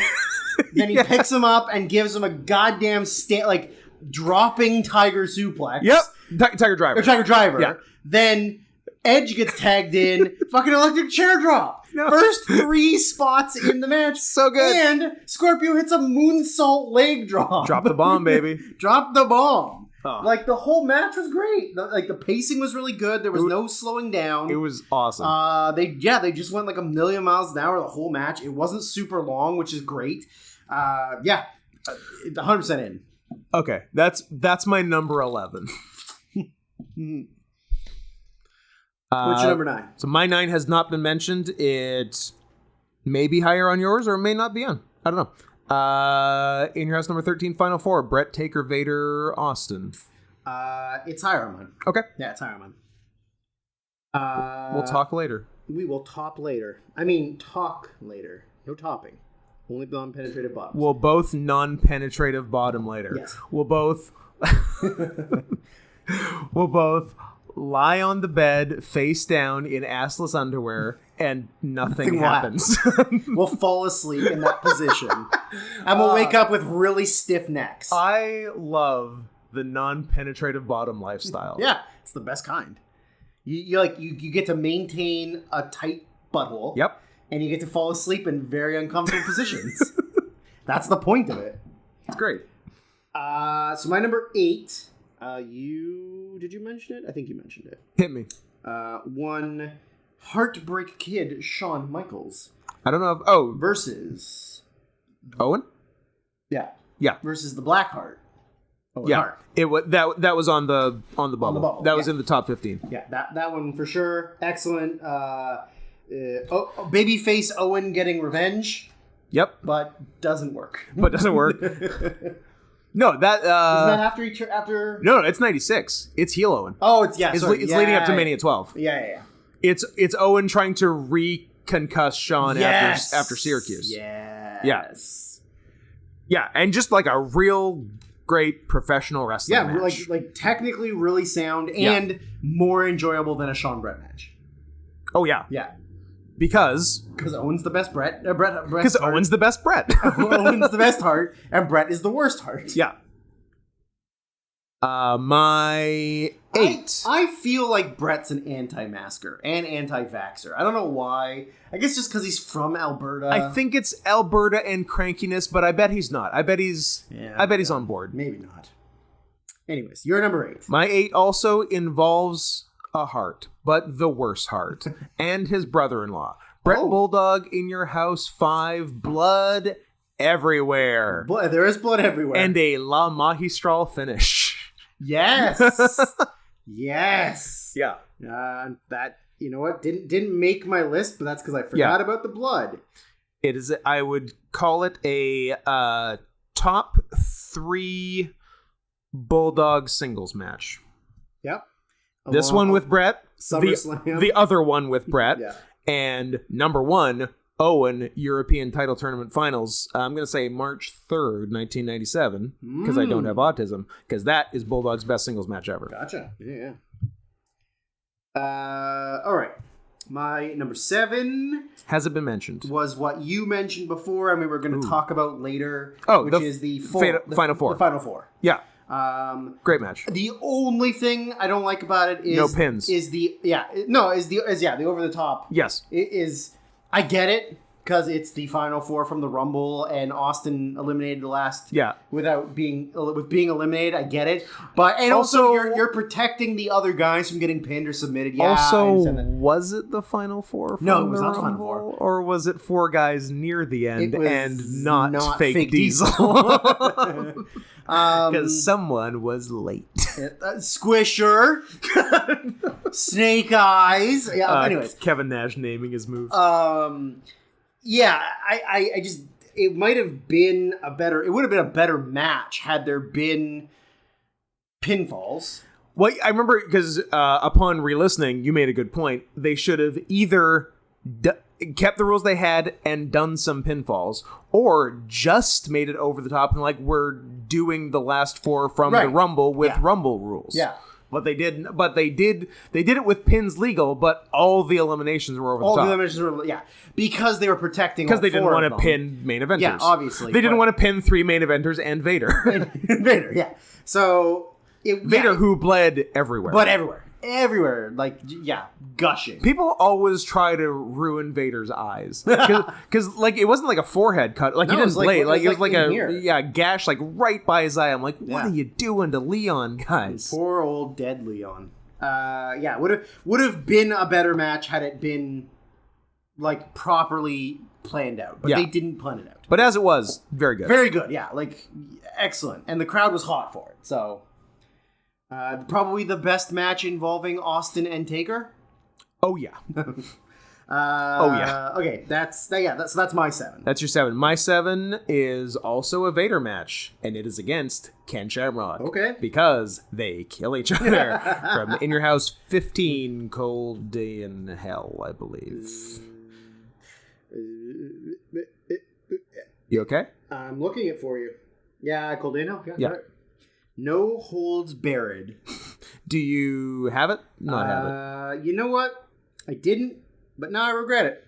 It's pretty fucking good. But I don't know what I want to replace. That's the thing. Once you have your thing, because everything on it is good, it's hard to replace. But counterpoint, Shamrock Vader. And it was one of the things we were looking forward to the most. And it delivered. But, I mean, in theory, I think the Job Squad Brood match should have been the one replaced. But I don't want to take it off. No, I know. If I had put it on, I wouldn't be taking it off. I like finishers as the first 3 moves of the match. Me too, friend.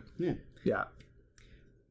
But yeah, they just had a shoot fight. They just had a shoot fight. Which... poor Leon, like, wasn't really interested in doing for real until Ken started hitting him. Yeah. And then he was like, fuck me. But that, like, near the end of the match when Ken has Vader backed into the corner, that one big Vader paw to the side of the head, that shoot makes Shamrock turn almost 360 degrees like a fucking cartoon, is unbelievable. It's amazing. Yeah. It's incredible.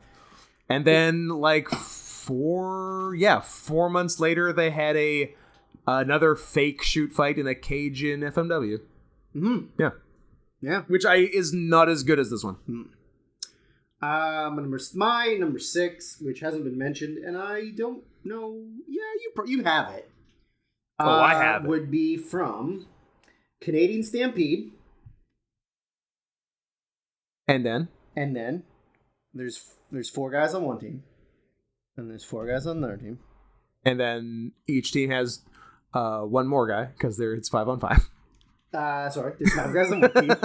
There's 5 guys on the other team. That's your number 6. That's my number 6. It's my number 5. Oh, so close. Pretty close. So yeah, Heart Foundation versus Random Faces.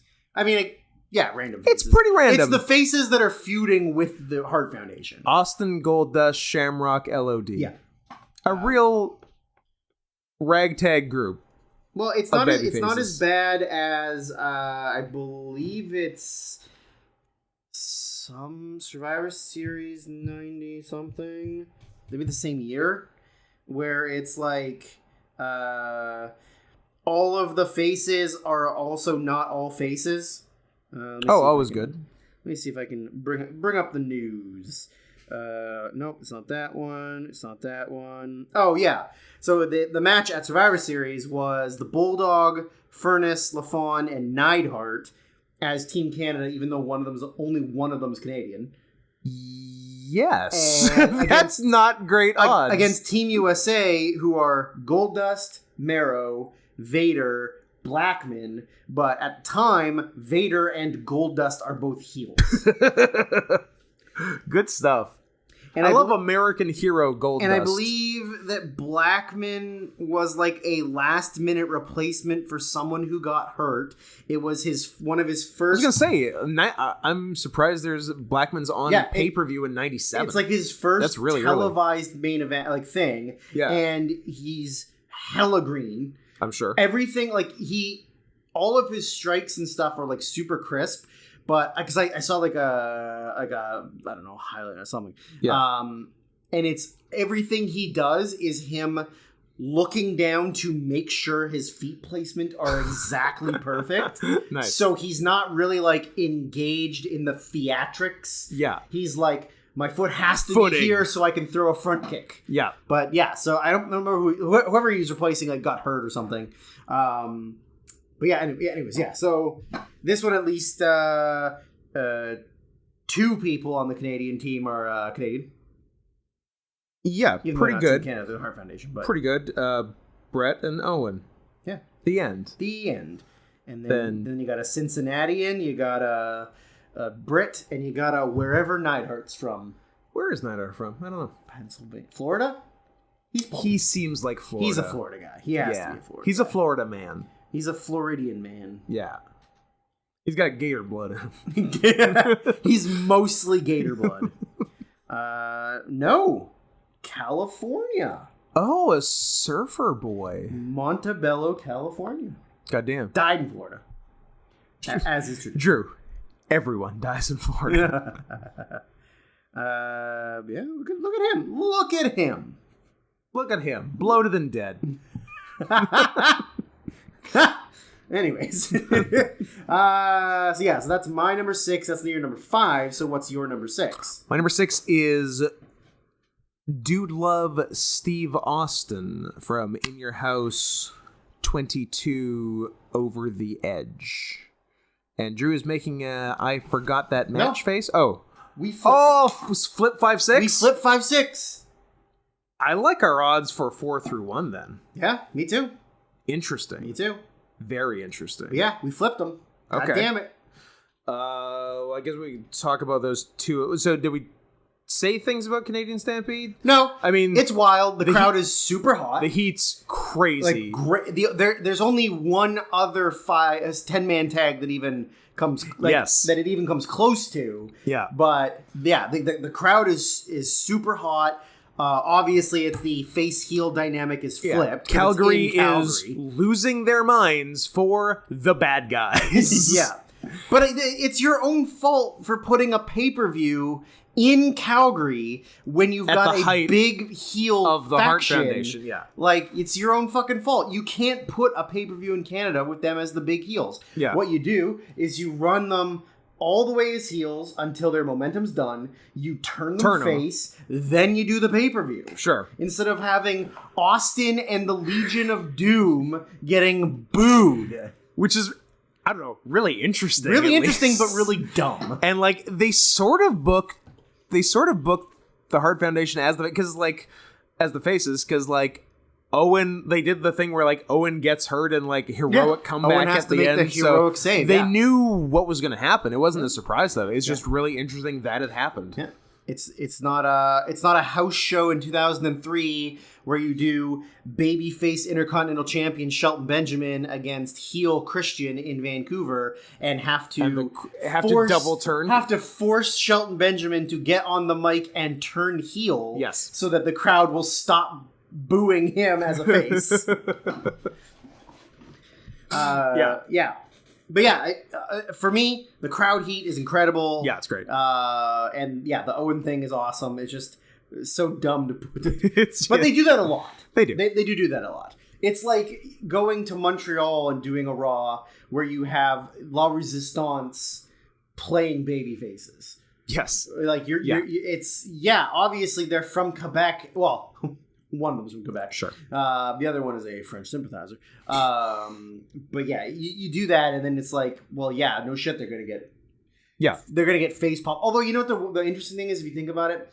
Because, like, Vince loves to embarrass people in their hometowns. That's correct. But it's almost, other than one big exception, almost never in Canada.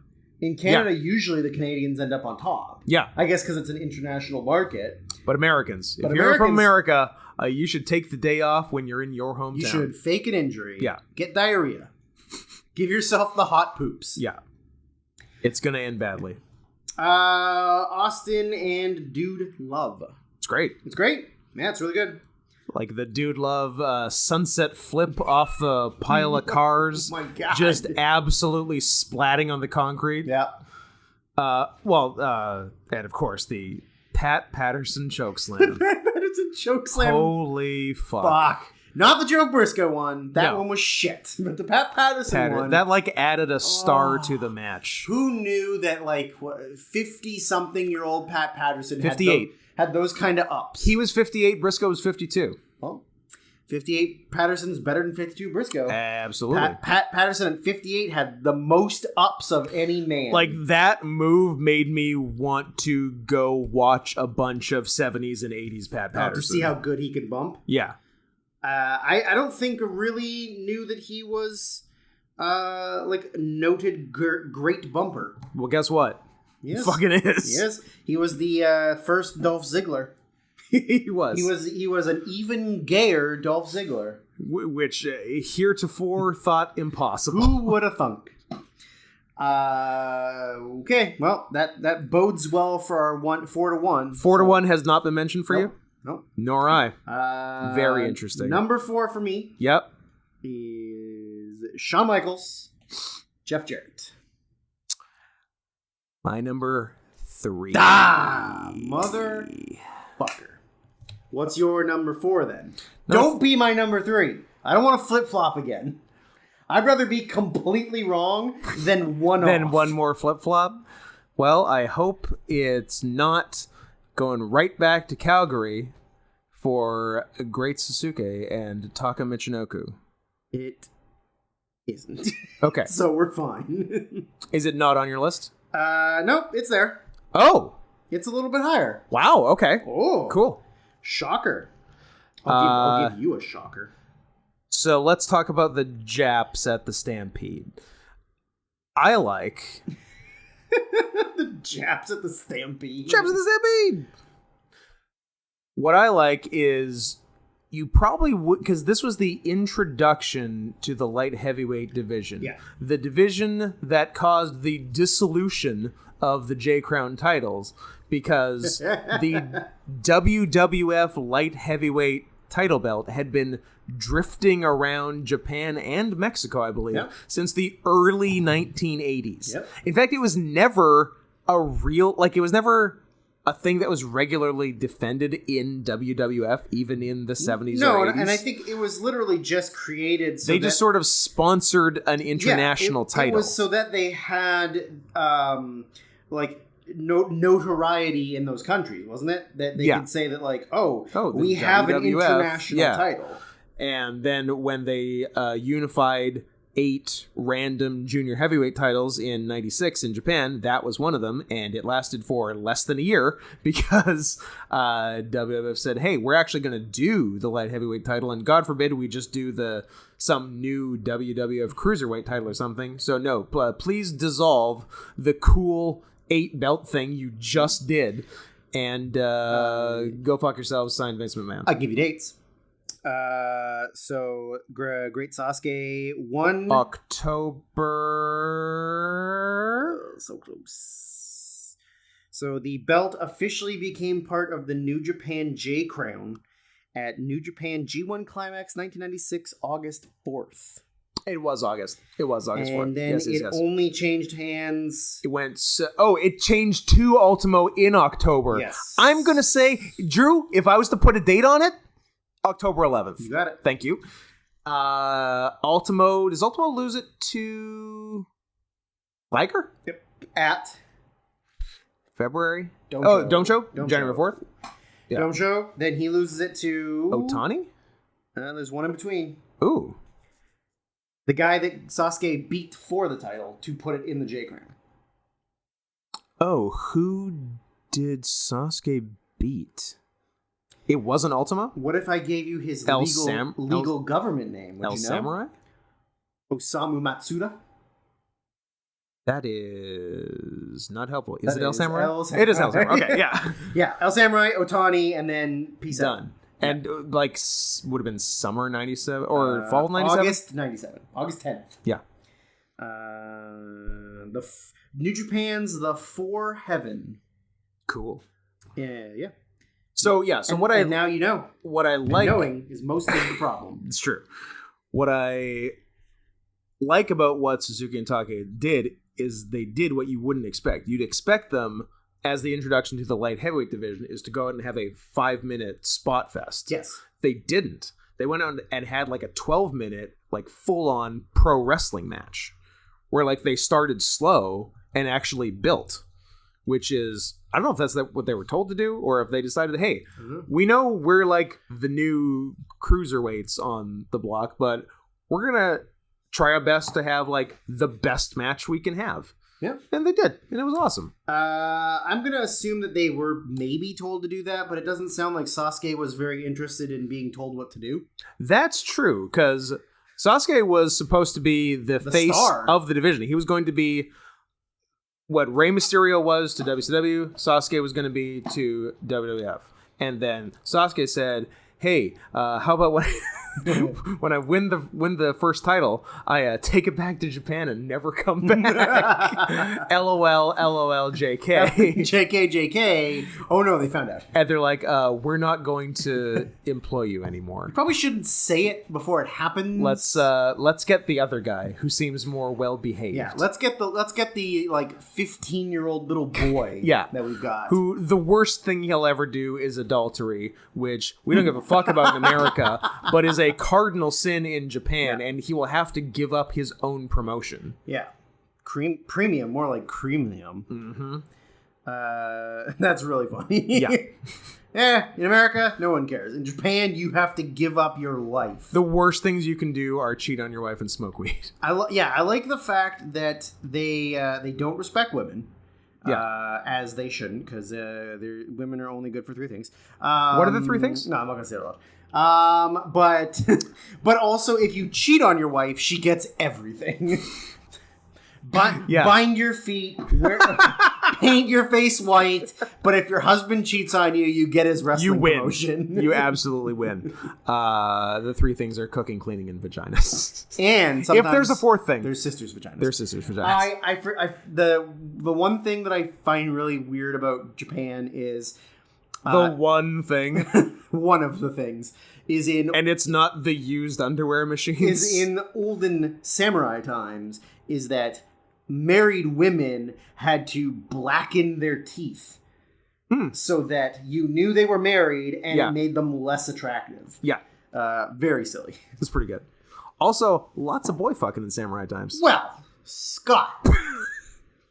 Are they supposed to not fuck little boys? I know. Why even be a samurai? That's history. Yeah. All history it really fucking is little boys. A shocking amount of history. I hate the Greeks. They invented gayness. Yes. But Americans popularized it. He's not after the Greeks. He's after the Chinese. I'm not after the Chinese! It's a little Father Ted for anyone. That is a little Father Ted. I hear you're a racist now, Father.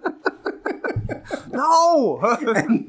and then the continuation of that episode, because like most people have seen that scene. Yeah. But he's invited the Chinese people over to his house to apologize, and so he's standing in the window, like looking out across the field, watching them walk towards him, and he starts like yelling and waving, but there's a black smudge on the window in front of him, so it looks like he's got a Hitler mustache. So it looks like he's like yelling and like getting them like, and then they walk away, and he just starts like having this temper tantrum about them leaving, and it's just it's perfect. Anyone who's not seen Father Ted, check it out. It's great. It really is great. Anywho. So... Jarrett Shawn. Jarrett's best match. I mean, it's Jarrett's best match, but it's technically so sound. Yeah. Like, both of them are incredible workers with a great I think we pace. agreed in this match, Jarrett's a better worker than Shawn. Jarrett's a better worker than Shawn, absolutely. Yeah.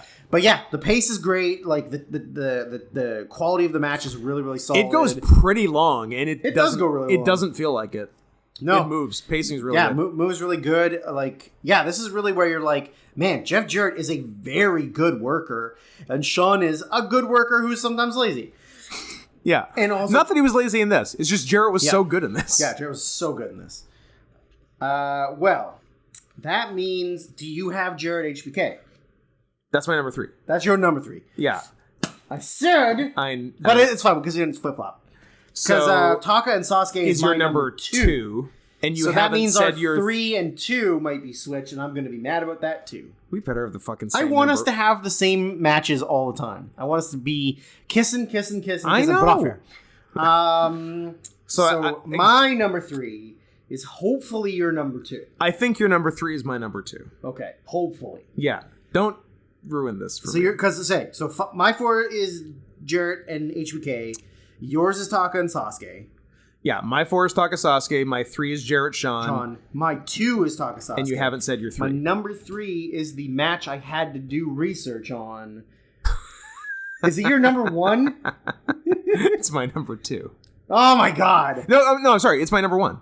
Oh, okay. Yeah. My number 3 is Shawn Taker Hell in a Cell. Hell in a Cell. It's my number 1. Yeah. So that means your number 1 is my number 2. Okay. That's fair. God damn it. That's fair. We were close. Okay, well, your 3 and my, like, so, I don't know. Which one do you want to talk about? We can talk about Shawn Taker. Shawn Taker. Pretty iconic match in the history of wrestling. Mm-hmm. The first Hell in a Cell. And this was really, I guess this was really like the turn from full PG to full... Kinda. It's about the right time. Violence, swearing. DX is starting. Yeah. Yeah. I mean, it's perfectly booked for what it is. Yeah. Little tiny coward, big scary monster. Trapped in a cell. Getting his ass all of the beat. Blood that's ever been blood. So much blood. All of the world's blood was in this match. Yeah. The amount of lives Shawn could have saved by donating that blood instead of getting it everywhere. But it is perfectly booked. Yes. Like, Shawn does not get anything. No. Or, like, he gets a little bit, but it's nothing. It's because I remember us saying that if you look at the way... us? You and I. No. You and I sex? No. Oh. Why did I have to watch this match on my own, you motherfucker? Why did you have to watch this independently when we watched all the In Your Houses together, except In Your House Bad Blood, number 18? Because someone was having their menzies that day, and I had to go to do it with a dumb dog. You did. In the biggest shocker of all time. In that we successfully recorded a podcast? Yeah. I agree. Yeah. I'm as surprised as you. Listen, I'm as gay as the next one. But, yep, couldn't believe it. Couldn't believe you managed to get it to work. So anyway, I remember probably me saying that if you look at how it's booked, it's actually booked like Shawn is the face and Taker is the heel. Yes. Because 90% of the match is Taker getting heat on Shawn. Yeah. It's just that he's the face because Shawn is a piece of shit, and everyone has been waiting to see Taker beat the shit out of Shawn for 3 months. It's the perfect booking of the Weasley little rat finally gets what's coming. They invented a new gimmick match. It worked great. Yeah. Which doesn't always happen. It was perfect. Yeah, it was and then of course like the ending is a very iconic debut. Yeah, and like, you know, nothing can stop this monster. Like, this monster is Undertaker has destroyed the main guy. He's a unstoppable monster. Except for he's got a dead gay brother. Except he's got a dead gay brother. To quote the 2001 CZW commentary team of Eric Gargiulo and John House. Is there anything that can stop Minoru Fujita? A bowl of rice. It's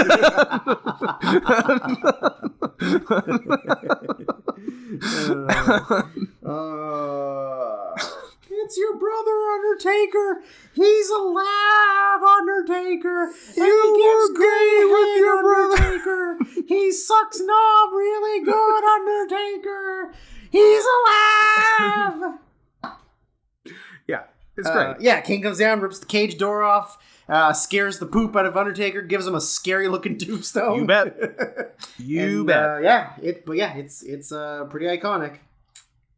It really is.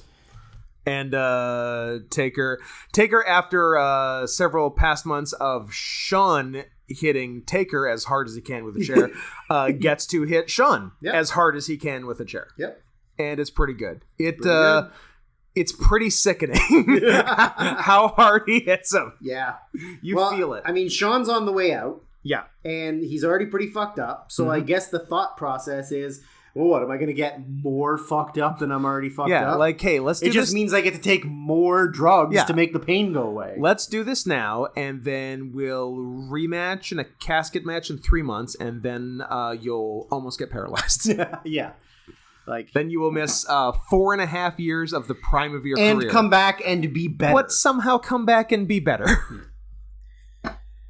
Well, I guess that leads us to that leaves your 1, my 2, which I strongly debated making number 1, but just didn't because it was a DQ finish. Mm-hmm.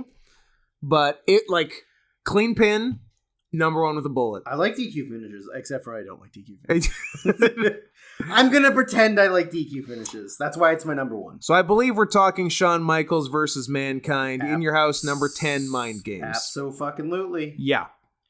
On paper, 2 styles that should clash so hard. A weird mismatch. Should not work as well together as they did. But man, it worked well together. It was magic. It was a great combination of Shawn's athleticism feeding into Foley's scary, crazy bumps. Yes. Shawn being able to do great feats of athletics and Foley taking gross bumps. Yeah. Yeah, it worked so well. It worked so well. Because, also Foley is such a great wrestler. In the ring, he's pretty adaptive. Oh, yeah. He's able to do so much. Yeah, you don't think he can, but he can. Yeah, and especially, I think I really noticed it after we did the last one, and it was with him and Rock for Dwayne Johnson, that he really doesn't get enough credit for what he did at the time, because it's always Rock, Austin, and I guess some Hunter eventually. Yeah. But Foley really is that third. He's the third guy. He really absolutely was. He's does gross stuff. He's super over, but he is capable of doing things. Oh, yeah. He's not a sloppy mess. No. He's not just there to take a fall. He looks like he should be a sloppy mess, but he's not. But he's not. Yeah. Yeah, and I mean he's in what 1, 2, 3. I'm surprised he's not in more of my top matches, but yeah, he's in 3 of each of ours. Yeah. But he he works really well into Shawn's offensive game, his abilities. Yep. And then Shawn does a really good job of taking the brawling stuff. Absolutely, yeah. I mean, Shawn's always been a guy who can take a punches and for sure and bump around and stuff. But yeah, I mean, there's he doesn't take a gross stairs bump in that one. I don't know if there's a stairs bump. There's a table bump. There's a table bump. That's great. Yep. He takes a top to floor bump, a flipping bump, maybe a second to floor, or a second to floor bump. Yeah, that's really, really good. Yeah, just crazy. And they didn't need to, because Vader interferes. Yeah. They didn't need to do it. They really didn't. Had Foley not lost, was that the reason they were still really protecting Foley? That's a good call. Yeah, maybe. But even so, it's Foley's first world title match. That's an okay time to lose. But yeah, if this had a full on clean finish, yeah, it's my number 1. Yeah, I mean, would have argued that other like Hell in a Cell or like even Taka Sasuke could have been. Yeah. But I don't know. I just like the clash of styles. I like. Yeah, it's so cool when it works. Yeah. I really just like the idea that this shouldn't work as well as it did. Yeah. And that's what really put it as number one. Let me see if Mick Foley as Mankind had lost a singles match at that point. Oh, Duke the Dumpster. Let's see what he lost to him. No, I just saw his name, and so Mankind's first loss was at In Your House 10 Mind Games, where he lost by disqualification. So that's why. And then he didn't wrestle a match until In Your House 11 Buried Alive, where that was another loss. So his first professional. Did he get buried? Yeah. Oh, not the first one. I forgot. But then he got out and buried Taker. Yeah. It ends with Taker hand through grave. He loses the match technically. Okay. But then there's all the heels run out and the executioners and whatnot. Yes. Taker Mankind's first official like wrestling loss, like getting pinned, is Survivor Series 96 losing to Undertaker. Okay. And that's his like first actual loss. And then from there he loses a bunch. Not really. Like all of his losses after that are DQ losses. All right. So his next loss is on a Raw in February 97. He challenges Sid for the title. Oh, wow. And that's his next actual loss. So that's pretty well protected considering Vince was bent on not liking him. Yeah. And even after that, Revenge of the Taker, where he loses to Taker. And then King of the Ring final, where he loses to Hunter. So he honestly doesn't lose very much. Yeah, so he's actually quite well protected. And then from there, there's like he loses a random Raw match to Shawn in August. He loses to Kane at Survivor Series. And then he loses to Taker at King of the Ring. So yeah, he really doesn't lose a lot. They really protected him quite a bit, and then eventually he gets to the point where it's like loss. Yeah, sure. But yeah, he's one of those guys that they really did a good job of protecting. I guess like well, it's because kind of like Ahmed Johnson. Yeah. I guess. Well, it's because he's the In Your House MVP. He absolutely is the In Your House MVP. So what have we learned from the In's Your House? In's Your House. We definitely learned that Steve Austin versus Undertaker can go fuck itself. Yeah. And we didn't even see the most egregious one. No. Because the worst one's SummerSlam 98. Yeah, but everything we saw in any form, besides Final Four, just boring. So boring. Boring, and just nothing. They don't do anything. No. And they don't play to their strengths. They don't do like, hey, people want to see you guys like throw bones. Let's do holds. And you're like, let's grapple. Yeah. We learned that Mick Foley doesn't want to walk. Mick Foley hates his goddamn legs. He hates his legs, especially his calves and heels. We've learned that without his friends in high places and marrying the boss's daughter, Triple H is a solid mid-card talent. Yeah. We learned that Jeff Jarrett is better than Shawn Michaels. Jeff Jarrett might be better than Shawn Michaels. And I don't know. What other takeaways did you have? That they really fucked Vader. They really fucked Vader. Owen's better than Brett. Owen's better than Brett, yeah. Yeah. Owen is the best heart. Yeah. I don't know. I don't know what else I got. Those are the big takeaways, I think. Those are the big takeaways. Yeah. I think I enjoyed watching these way more than I enjoyed watching any of the Nitros. The best Nitro episode is in the bottom is a 5. Yeah, is a low the worst in your houses. Yeah, In's Your House. In's Your House. Yeah. Yeah. Shout out to Canadian Stampede for having two matches in both of our top 10s. Yeah. So they were They were 6 and 2, and they were 5 and 6. Pardon me, 5 and 4. 5 and 4. Yeah. So So Canadian Stampede wins Best in Your House. Best in Your House, yeah, absolutely. Because even the other stuff was good, because there was a Triple H Mankind that was pretty Yep. good. There was a Taker Vader that was there. it happened. And there was something one else. other match that matters even less. I'm sure it matters to the people that were involved. So I was thinking, this is like, for now at least, for the foreseeable future, It's it for wrestling for a bit. Of wrestling. All right. So we got. Oh, of course, we got the Godwins versus the New Blackjacks. Godwin's New Blackjacks free for all. Yeah, Hunter Mankind, Sasuke Taka, Taker Vader, and then the 10-man. That's it. That's it. So, All right, great. according to Meltzer, a 4, a 3 1/4, and a 4 1/4. Pretty good. And then a nothing and a nothing, because they're, whatever. And we would probably swap those 4s and 4 1/4s for ourselves, because we both had. I didn't know if you'd have Suzuki Taka over the Stampede match, but we both did. Yep. Yeah.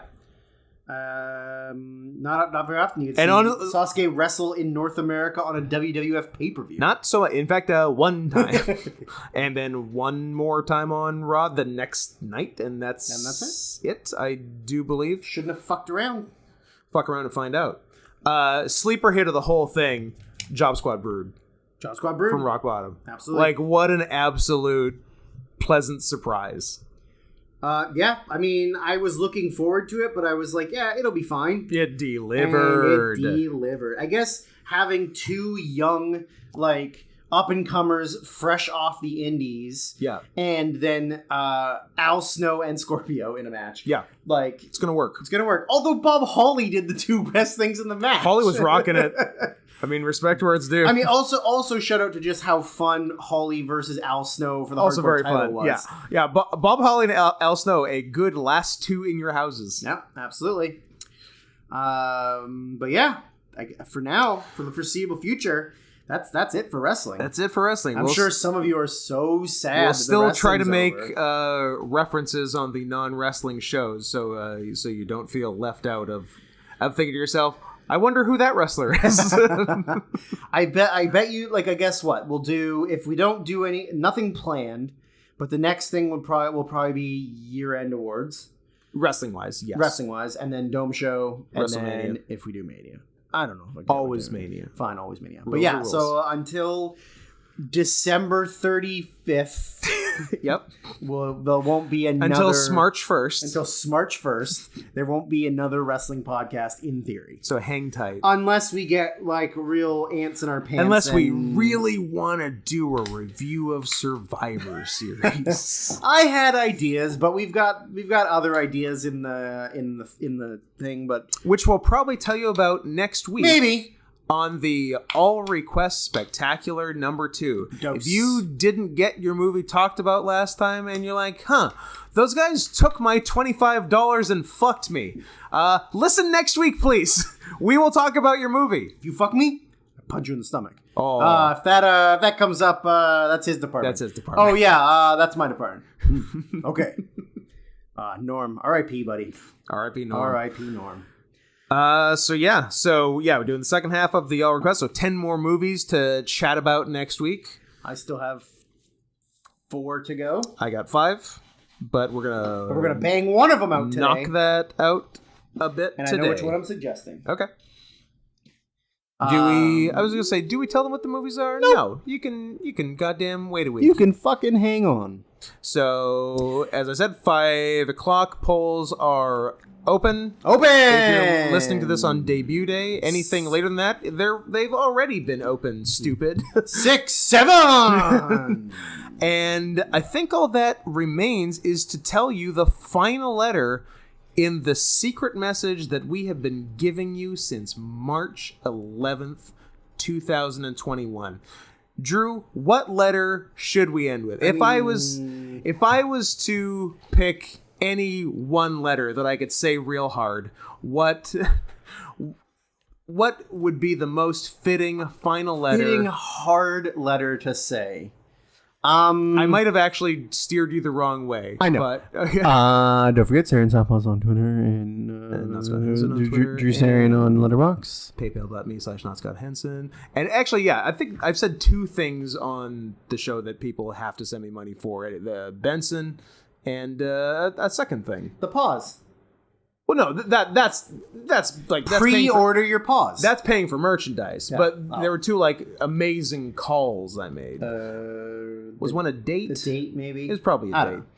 Go back and find out, and then tell me what I said, and include that in the message with your PayPal donation.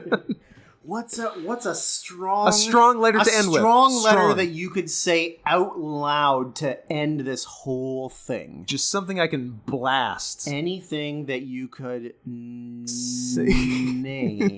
Yeah. To call something strong to end with. To end with. Yeah. What would you say? If you had your druthers, what would the letter be? I would say it's whatever C is in Russian.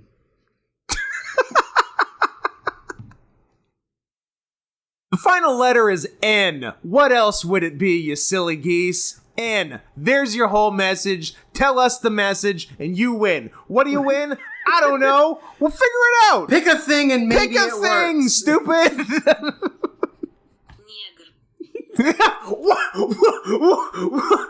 I might need to beep that, but okay. No, turn the show off. It was in Russian. It was Russian. It was Russian. Okay, goodbye. Putin 2012. I hope you enjoyed the 2 hours and 15 minutes of this goddamn podcast.